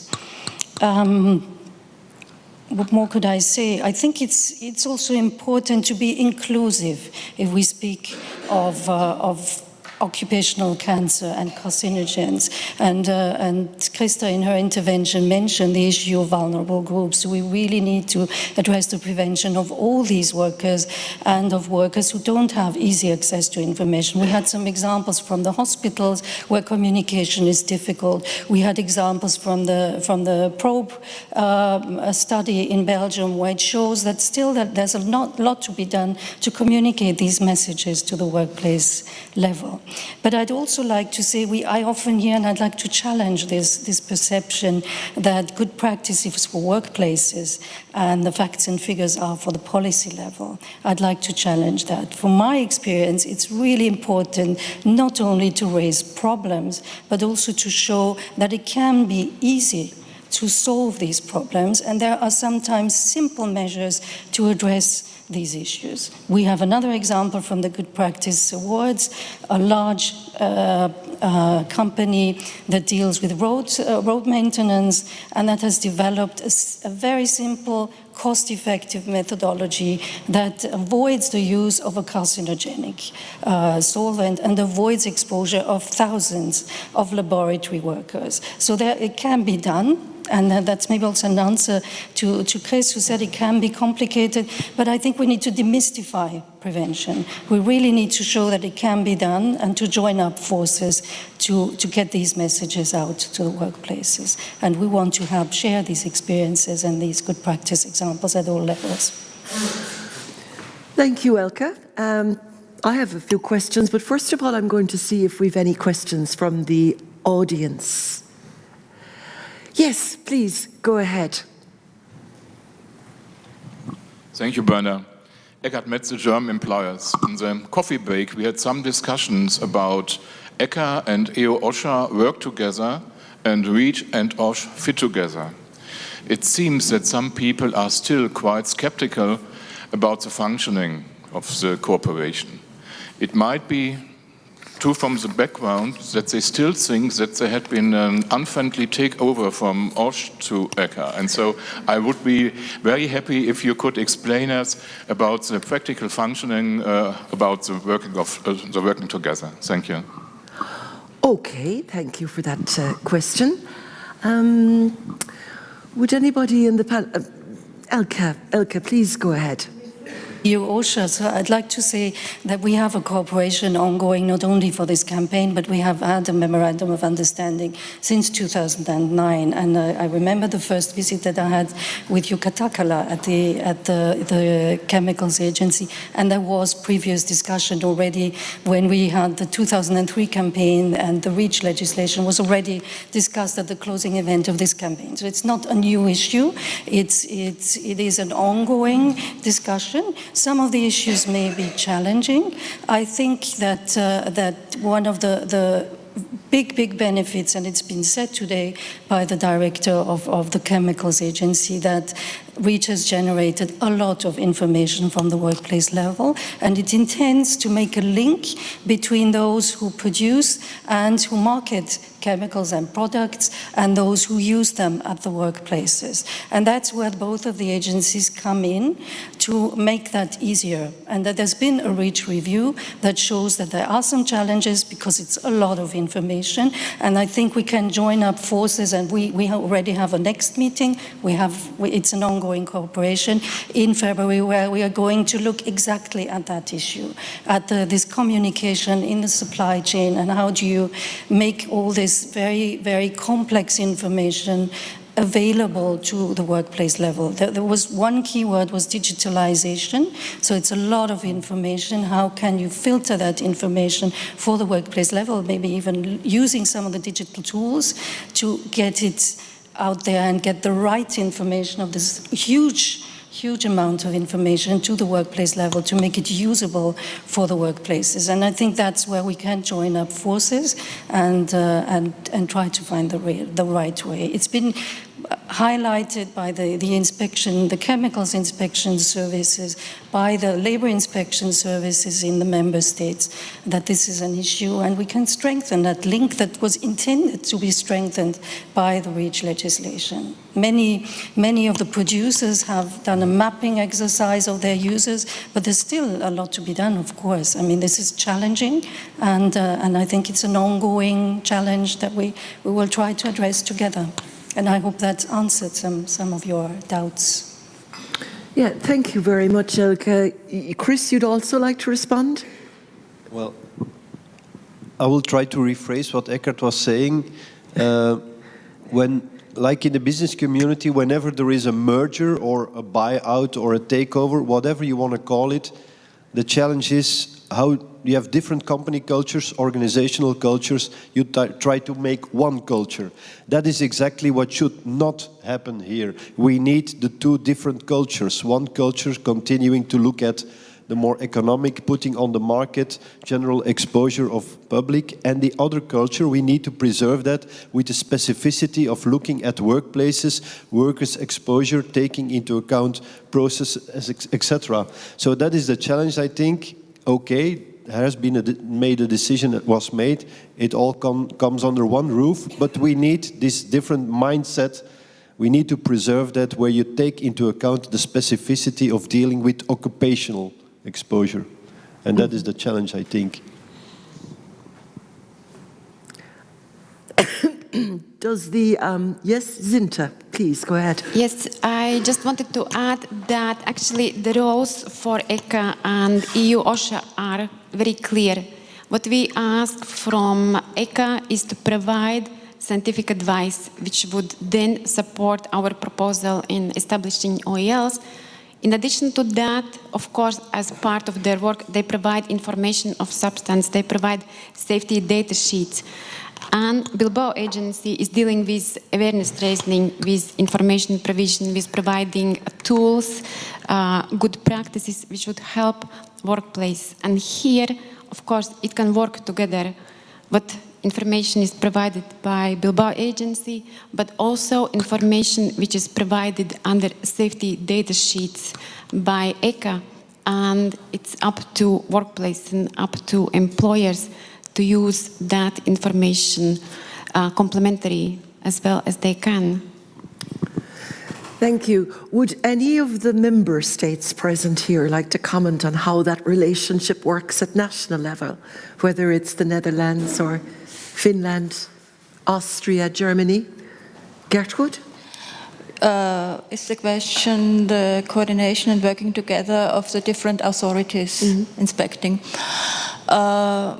We are in the Austrian Labour Inspection is in close contact with the chemical inspection, which inspects REACH issues, and not every year, but every third year, we have common focus campaigns, coordinated focus campaigns, but you have to have in mind we have different obligations, we have different sub persons, so to say, being responsible. The employer on one hand for OSH matters and the supplier on REACH matters. So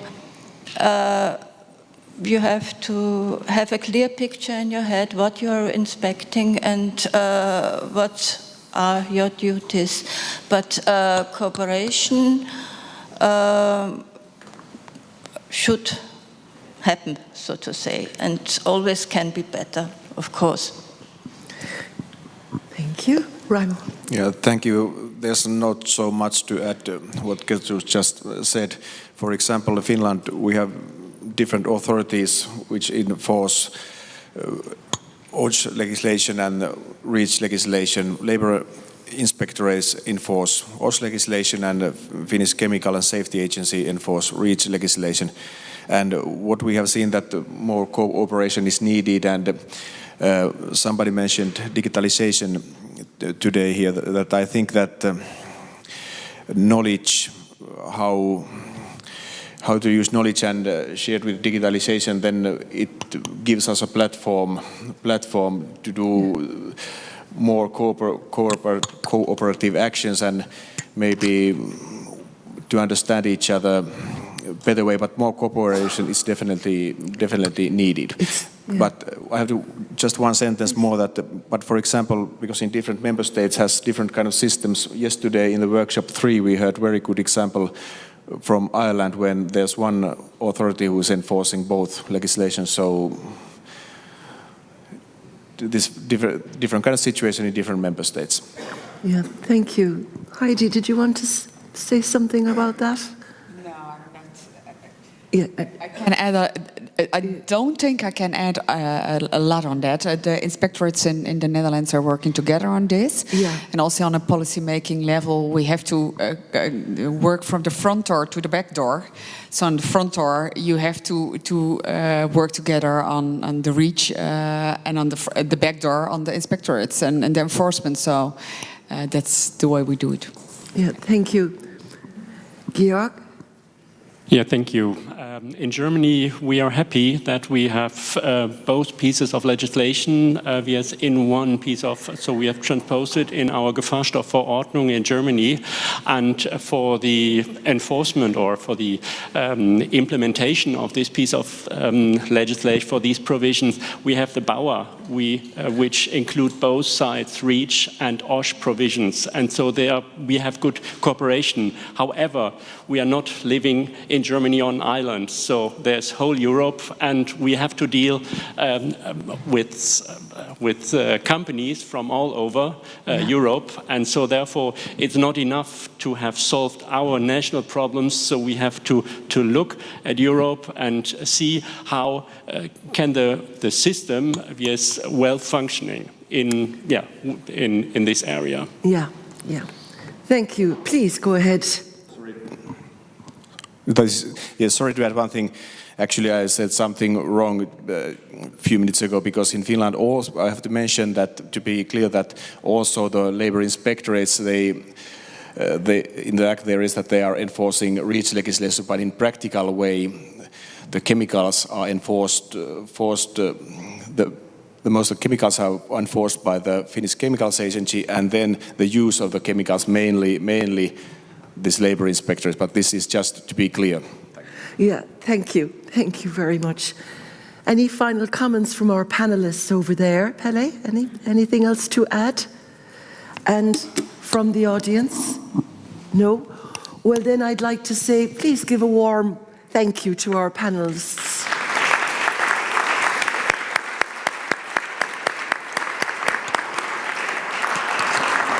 And now, for those of you who will be signing the covenant, please stay on the stage, and the rest of you may return to your seats. And then I would like to invite those of you who will be signing to come up and take a seat here, on the stage. And what we will do is we're going to go one by one over here to actually sign. And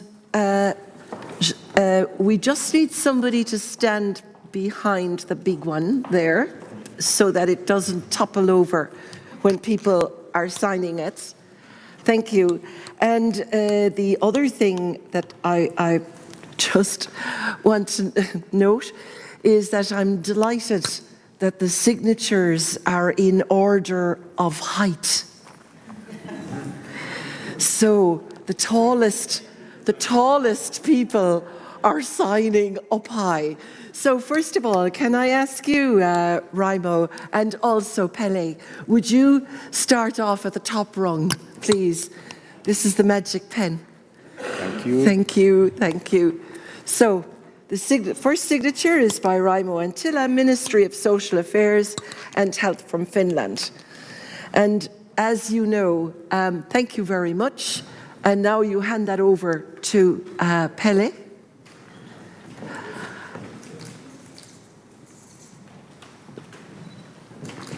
Thank you. And if you would stay here, because we need some photographs afterwards. And just remember, it's just been signed by Per Hilmarsson in the ETUC. And now you're witnessing the very symbolic handover to Germany. All roads lead to Berlin now, I think. Thank you very much, Georg Wilpert. And now Krista, on behalf of the European Agency for Safety and Health at Work, Krista will also sign. And then we have representing Business Europe, we have Chris de Meester, or as it's written in my briefing, Krista de Meester. And then representing the European Commission, of course, we have Stefan Olsen, Director. So congratulations and thank you very much.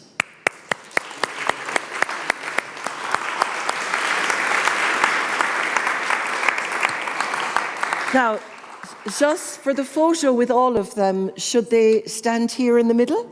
And do you want the big one or the small one? First the big one. First the big one.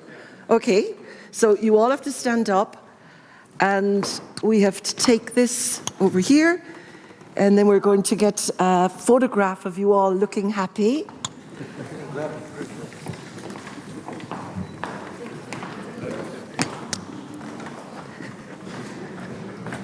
How does that look? Does this photo look okay?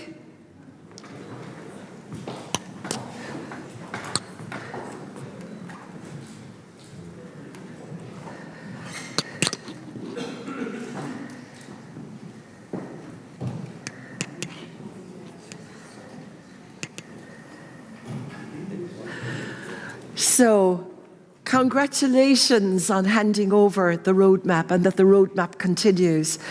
And please remember the point we made yesterday, that we're looking beyond the German presidency as well. We're thinking about the French presidency, the Slovenian presidency, the Portuguese presidency, to see if there will be political support for the roadmap on carcinogens.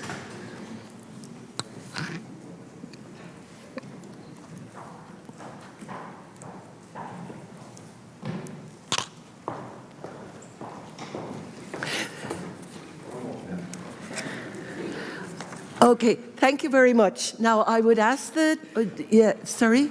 Oh, you want the little one as well? Photos with the little one? Yeah, okay, we've got smaller version. Okay, do you want to switch around a little bit? Yeah, so here's a smaller roadmap.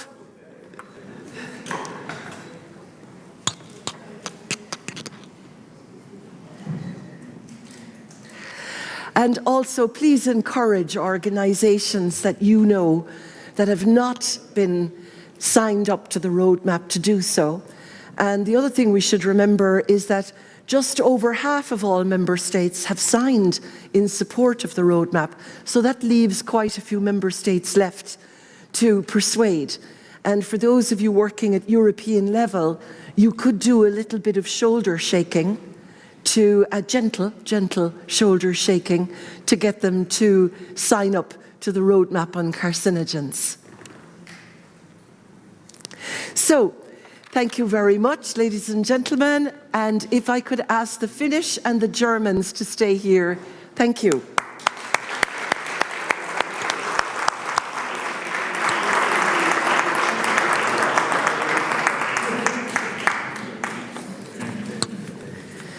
So, Raimo, I believe you wanted to say a few words. Did you want to say a few words? I know that Rudiger will talk about the Dortmund. Yeah.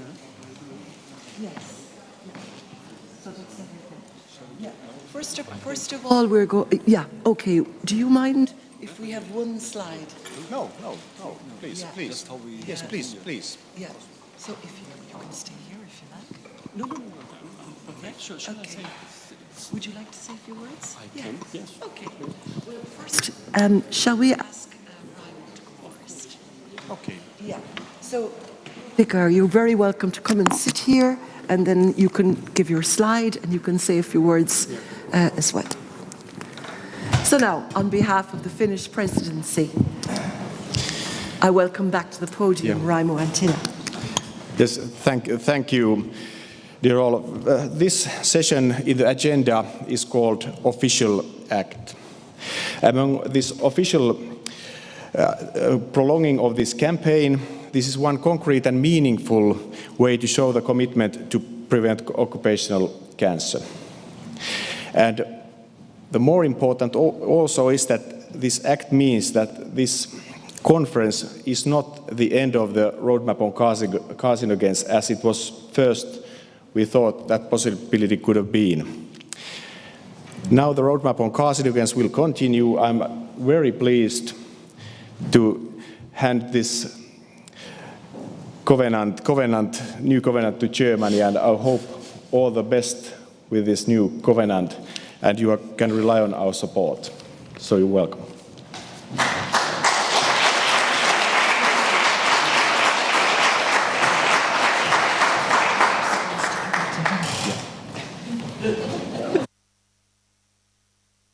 Maybe a photograph of Finland handing over to Germany. It's a real official act. Back this.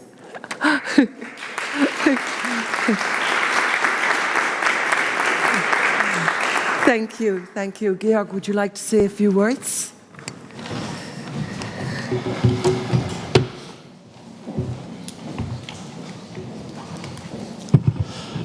Ladies and gentlemen, Germany is, we are very proud of taking over the initiative, the lead of the roadmap on carcinogens in 2020. We know it's a big task, and there has already a lot of been done, and you have done that. So we would like to set up now a very good program for 2020, and we need your support to be as successful as the whole initiative already is. But we want to get and to reach more. And so therefore we need your support so that we get a step further with the whole initiative. We know that this is not an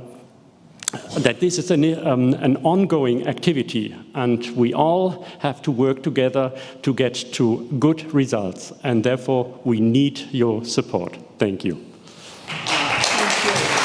Thank you.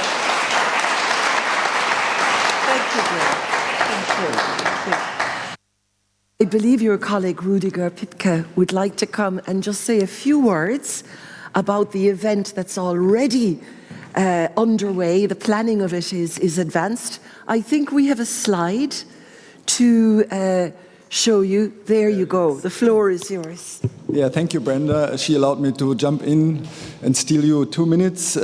We are preparing our conference next year. Some things are fixed and some things are still under discussion, but the program is quite advanced. Fixed is the date. It will be the 9th and the 10th of November. And the location will be Dortmund, the city of Dortmund. And the venue will be in the Federal Institute for Occupational Safety and Health. We have there a Working World exhibition. And we think that is a good background for our discussion on the carcinogens to be in the Working World exhibition and to improve safety and health for workers dealing with carcinogenic substances. Some items are on the schedule already. We will talk about the asbestos dialogue. We will finalize maybe in February next year in Germany and share our experience in remediation of asbestos in old buildings. As Georg Hilbert already mentioned, we think we need to further discuss about a risk-based model if you work with carcinogens. We started the discussion last year in Vienna, and we think it's a good idea to continue this discussion. One of our major interest is that the carcinogens and also reprotoxic substances have different power to harm people, and we should keep that in mind and then work on this risk-based models. We also talk about biomonitoring, and we talk about substitution and the REACH-OSH interface as has been mentioned here in the workshop yesterday and by Björn Hansen also. And it's a very important topic for us and we will think we need to continue this discussion. And finally, we think it might be a good idea coming to practice to connect it to the German Hazardous Substances Award, which is being awarded every 2 years, and the one we just opened is on carcinogenic substances, so it will match very well to this conference we plan. And that is the way and the planning how it is in the moment, and I would like to welcome you in Dortmund to our conference, which we jointly together organize with the Ministry for Labor and Social Affairs. Thank you.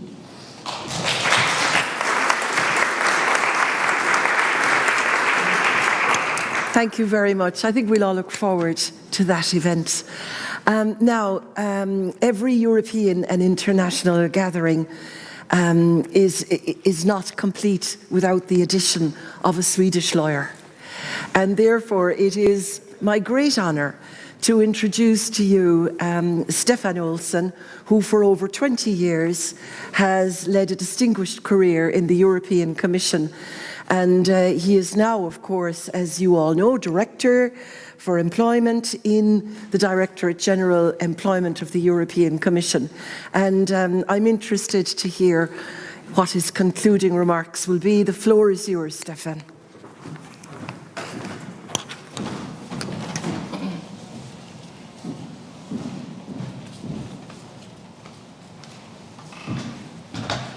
So, very nice to be here. It was very interesting to hear everything this morning and the nice dinner last night. So very much thanks to our Finnish hosts. That really, I mean, to do an event like this, to all the preparations, the logistics, it's a lot of work, and we tend to take it a bit for granted, but really, on behalf of all of us, I think we really need to thank our hosts for this great event and all the work put into it. But I would also like to thank all of you who have participated, who prepared, and as always, when we do OSH events, there is such a genuine hard work and input from everybody. As I have a number of other responsibilities, I see the other events, I have to say that the quality of the debate and the willingness to challenge and to challenge the own organization, to challenge and to look at the issues is, I think, more developed in this context and among you than in many others. So thank you very much. I have a few aspects and a few different angles on the roadmap that I would like to take up. And I'm not really sure how to structure this, but I'll try to get it all in there. First of all, the roadmap in its own right. Clearly, and maybe we can get the slide that I'm going to steal from Elke on the yeah. I think there were many good slides in today's reporting back and in all the presentations. I got stuck with this one because I think it shows very much the need to move on. In this case, Elke has formulated very well in 6 areas. You can do it in different ways, but this is, if we don't have all of these elements, we all know here that we're not going to get the results on the ground. And the roadmap is really, really a key vehicle to advance on many of these issues. So, and we heard from many of you about the real underlying work, the need for understanding, the challenges for young workers, for employers to understand all of these issues. So that work is essential, and the roadmap takes all of that up. And I think there we can all, and you can all be proud of that work. There is another political aspect of the roadmap, which is important to me in the general work on the social pillar. Because, of course, the whole idea of the social pillar is that it's not just one aspect, but that EU action, for example, but it tries, the concept of the pillar is that everybody does what they do best, no? And that's, and under their own responsibilities. And I think the pillar is, in my mind, perhaps the best example of how we realize the social pillar and the principle 10 of health and safety in reality, because here all the actors are taking their responsibility and in order to realize a common goal. And so this is, for me, what the pillar is about. For me, it's a very good example also when we discuss and try to explain what the pillar is. So that's another important aspect for me of this work on the roadmap. Then the roadmap as a political momentum. It's been touched upon several times. And if we go back to 2016 in Amsterdam, we really, I think the event, the presidency event that the Dutch presidency staged was very important for us in the Commission. And many of you have touched upon this, but we should not forget that for, I don't know how many, 10 years, we had done nothing in terms of OELs, of binding OELs. And we needed to start that process. And without going far beyond what I should say, I mean, the internal debates in the Commission, the discussions in terms of why are we doing this, the issues with REACH, and many, and you know this yourselves, the high-level people who finally take the decision on what to do and not to do. I mean, this is very complex, and we could easily have gone another way. We could easily have had somebody high up in the Commission who would have said, not stimulated by at that time, Björn, for example, in environment, who knew very well this, but you could have somebody up and say, why are you doing chemicals now? I mean, we do chemicals in REACH, stop this, it's just confusing for business. It could have been a decision. We don't always take the best decisions. And so the whole, when we discussed the better regulation, and until we could come to explaining to the experts on administrative burden that OELs are removing administrative burden, not adding it. But all of that, we needed a momentum, and the Dutch event was a very important catalyst in getting that momentum. And from then on, we could continue to produce proposals. So I think that's a political aspect of the roadmap, which has been very important in this very tough work by the advisory committee, by the colleagues in the Commission, and then throughout the legislative process to keep this going. And I would then move on to maybe a point that Pelle raised, which is this not to take it for granted. And I think that's very important. It's very human now to take it for granted. It's been very successful, the updating of the CMD, but we continuously need to justify ourselves. We now have a new parliament now, we have a new context, and I'm confident that we will continue. But it's important not to take it for granted. And here, I think the REACH-OSH cooperation is essential. It's essential because we show everybody that this is something we take seriously, that we try to solve together. We know that the legal acts have not been adopted in harmony. I mean, we all know that. So, but the way we can bridge this is about the type of cooperation we've had here today and running up to this and will have in the future.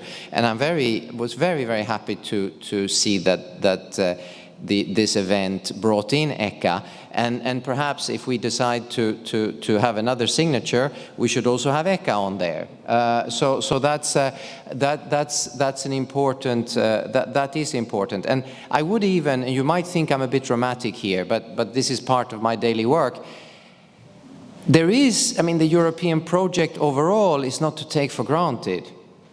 And there are a lot of people, and I don't want to stimulate any paranoia, but there are a lot of people who look for any opportunity to criticize and to put doubt into European action.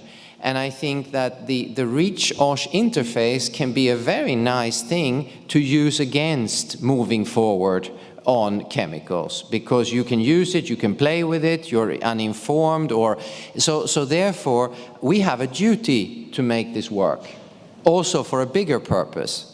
And you know, Brexit is happening right now, and we kind of got used to it, but it will come and come and come, and chemicals is a very, very sensitive issue, and it can be used in journalism, in politics, also in very negative senses. So it is important that we are solid, that we work together. So then maybe on the point on the more technical side, I think the fact that we are working here, as I think in all the areas I work, I see this, but we work here with OSH and the updates under Article 153 of the treaty. And here the Swedish lawyer comes out. No? This is a legal basis which has certain rules. One rule is that it's minimum conditions. Another rule here, it is that this is not a tool for harmonization. It is actually framed so that it supports member states' action. So we need to do whatever we can within this legal basis, but we should be careful not to go outside. And here we are when we talk about details of implementation and enforcement, there is an issue of the frame of the legal basis. And let's keep that in mind. And sometimes this gets confused because, of course, REACH is another type of tool. So, and there is one element here, which is co-decision. Of course, when we do 153, when we do OSH under the CMD or CAD or the Asbestos Directive, we are going in a dialogue between the Council and the Parliament. Our proposals is only the very, very start of a process. And that is something I think that we forget. And I mean, I share that, but then when I sit together with some of you from the presidency in the discussions between Council and Parliament, then you realize very soon that this is how it works. And we cannot forget here that the Council is, of course, indirectly part of the preparation through the advisory committee. But the Parliament is completely left out until the proposal has been adopted by the Commission, always following the advice of the advisory committee.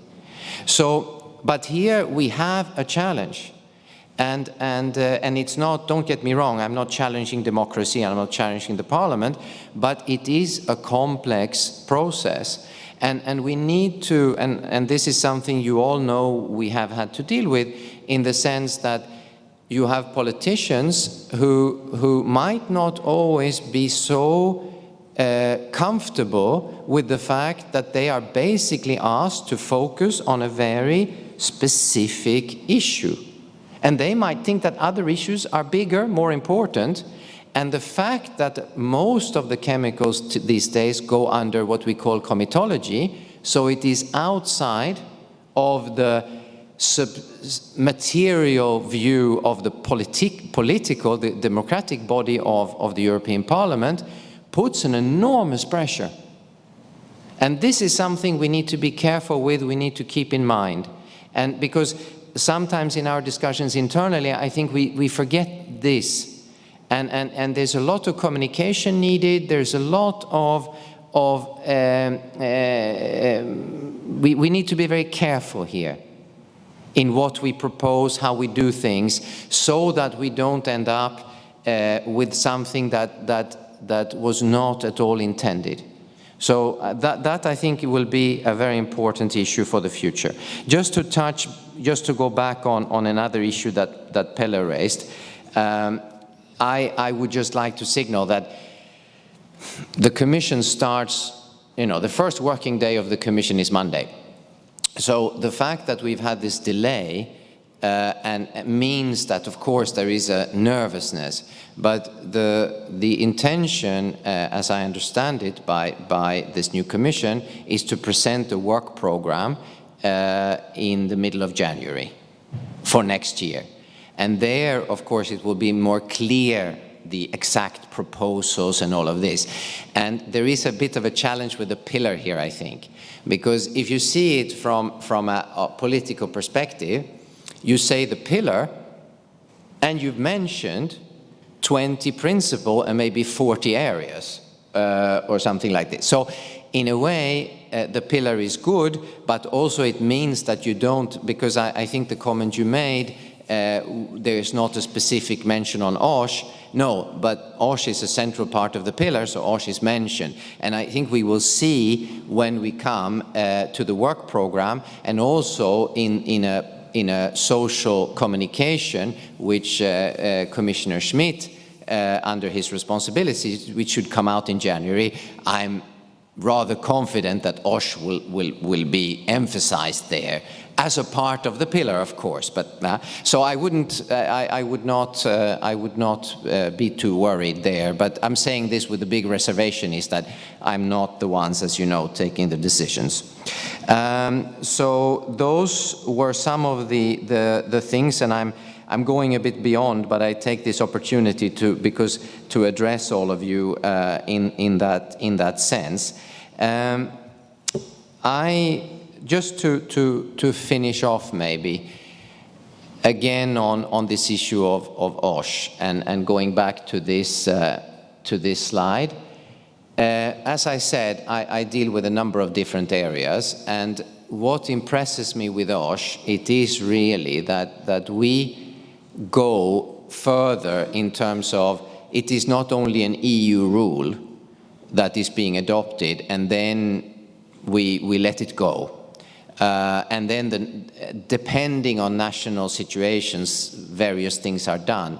No, what I see in terms of social dialogue, in terms of implication of governments, and is that OSH, I think it is the area where we go the furthest in the whole social area. Don't say I said this if you meet one of my colleagues, but that where we really take it seriously. It's not symbols. We are really going from the adoption of the EU rule all the way down to the implementation, and we really try our best to do this. And here I would come in on the agencies. I am very, very proud of being able to work together with Krista and now with Björn, because as I see here, the agencies are really, really complementing the work in a fantastic way in that, and this is not easy.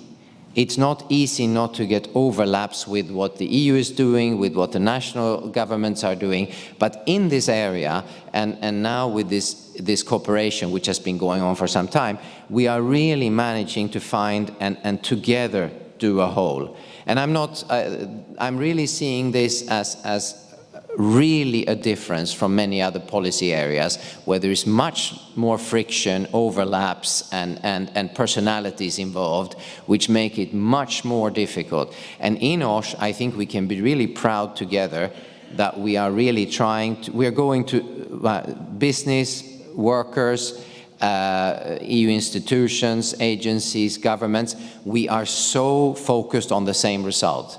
And this is something that I think the roadmap symbolizes, our events symbolize, and I'm very happy that the German presidency will take this forward. And I'm sure that this will go on for a long, long time.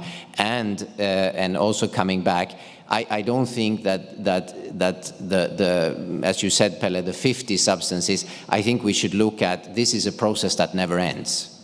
This is a process that goes on, and we need to bring it all together. So in that way, I'm very proud and happy that we have signed this today and that this work will continue, and also thank everybody again for all the work you're putting into it. Sorry for having been a bit long, but I wanted to make all those points. Thank you.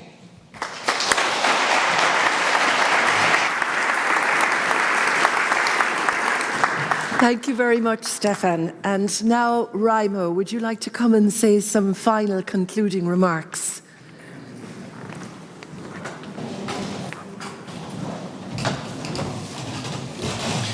Thank you, Brenda, and thank you, Stefan. Dear friends, we have had an interesting and intensive conference. First of all, we want to thank Netherlands, Austria, EU OSHA, Business Europe, ITUC, for initiating the roadmap on carcinogens initiative. The whole action team has been very successful. And during these days, we have heard what is needed to tackle exposure to carcinogenic substances. And because we have heard them already, I have written them already here, but I don't repeat them, don't worry. I also think that we have had a good meeting here in Helsinki. We have all had a lot of new information on carcinogens and very constructive discussions.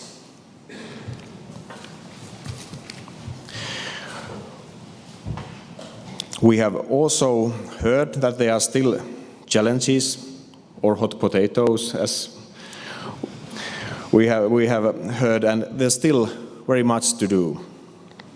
But because of your this positive drive and your commitment, I'm very hopeful and really convinced that we are going to the right direction.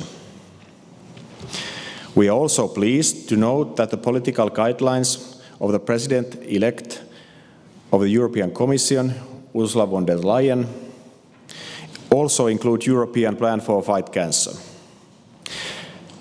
As many cancers are caused by carcinogens at workplace, prevention of work-related exposure to carcinogenics should be seen as an important part of this fight.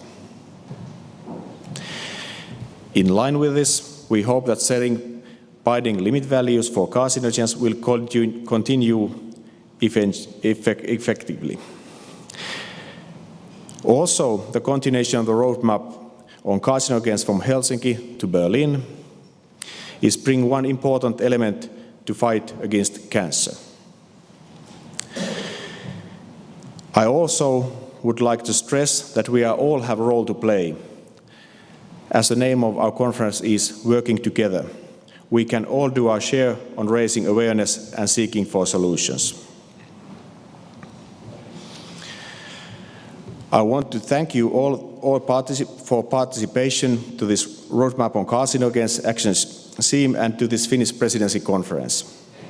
And wish to see you in Berlin next year. And I want to thank Germany to prolonging this campaign and also welcome Eka to do this part of this important work. So, we still have a lunch, but I want to wish you a safe trip home and keep up the good work fighting against occupational cancer. Thank you. Thank you. Thank you. Thank you. Yeah. Okay, just a final word. Somebody has lost a lovely glove. It's black leather and it has some colourful insets. It's downstairs, and it would be terrible if you didn't get it back, because I saw a picture of it and it looks really smart. There are some people here we need to say thank you to. Of course, our Finnish hosts, who were absolutely impeccable in their hospitality towards all the guests. And within that team, within that organization, there is a core team, the A-team of people who have been working day and night to make this event a success. I'm particularly thinking of Rita Gronroos, Maria Oksa, Hannele Jorvelius, Sirku Sarikoski, and of course, a special place from my heart, who was doing all of the liaison with Bilbao, Rita Sauni. Thank you.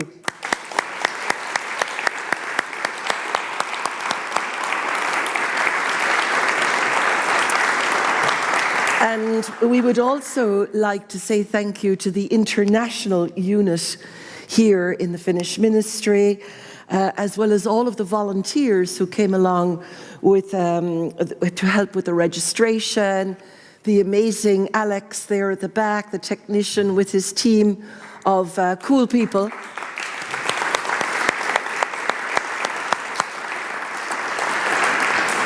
Our very competent interpreters, without whom we would not have been able to communicate successfully. Thank you. And so now, a little later than planned, we'd like to invite you to lunch. Safe travels home, and all roads now lead to Berlin. Thank you. Bye.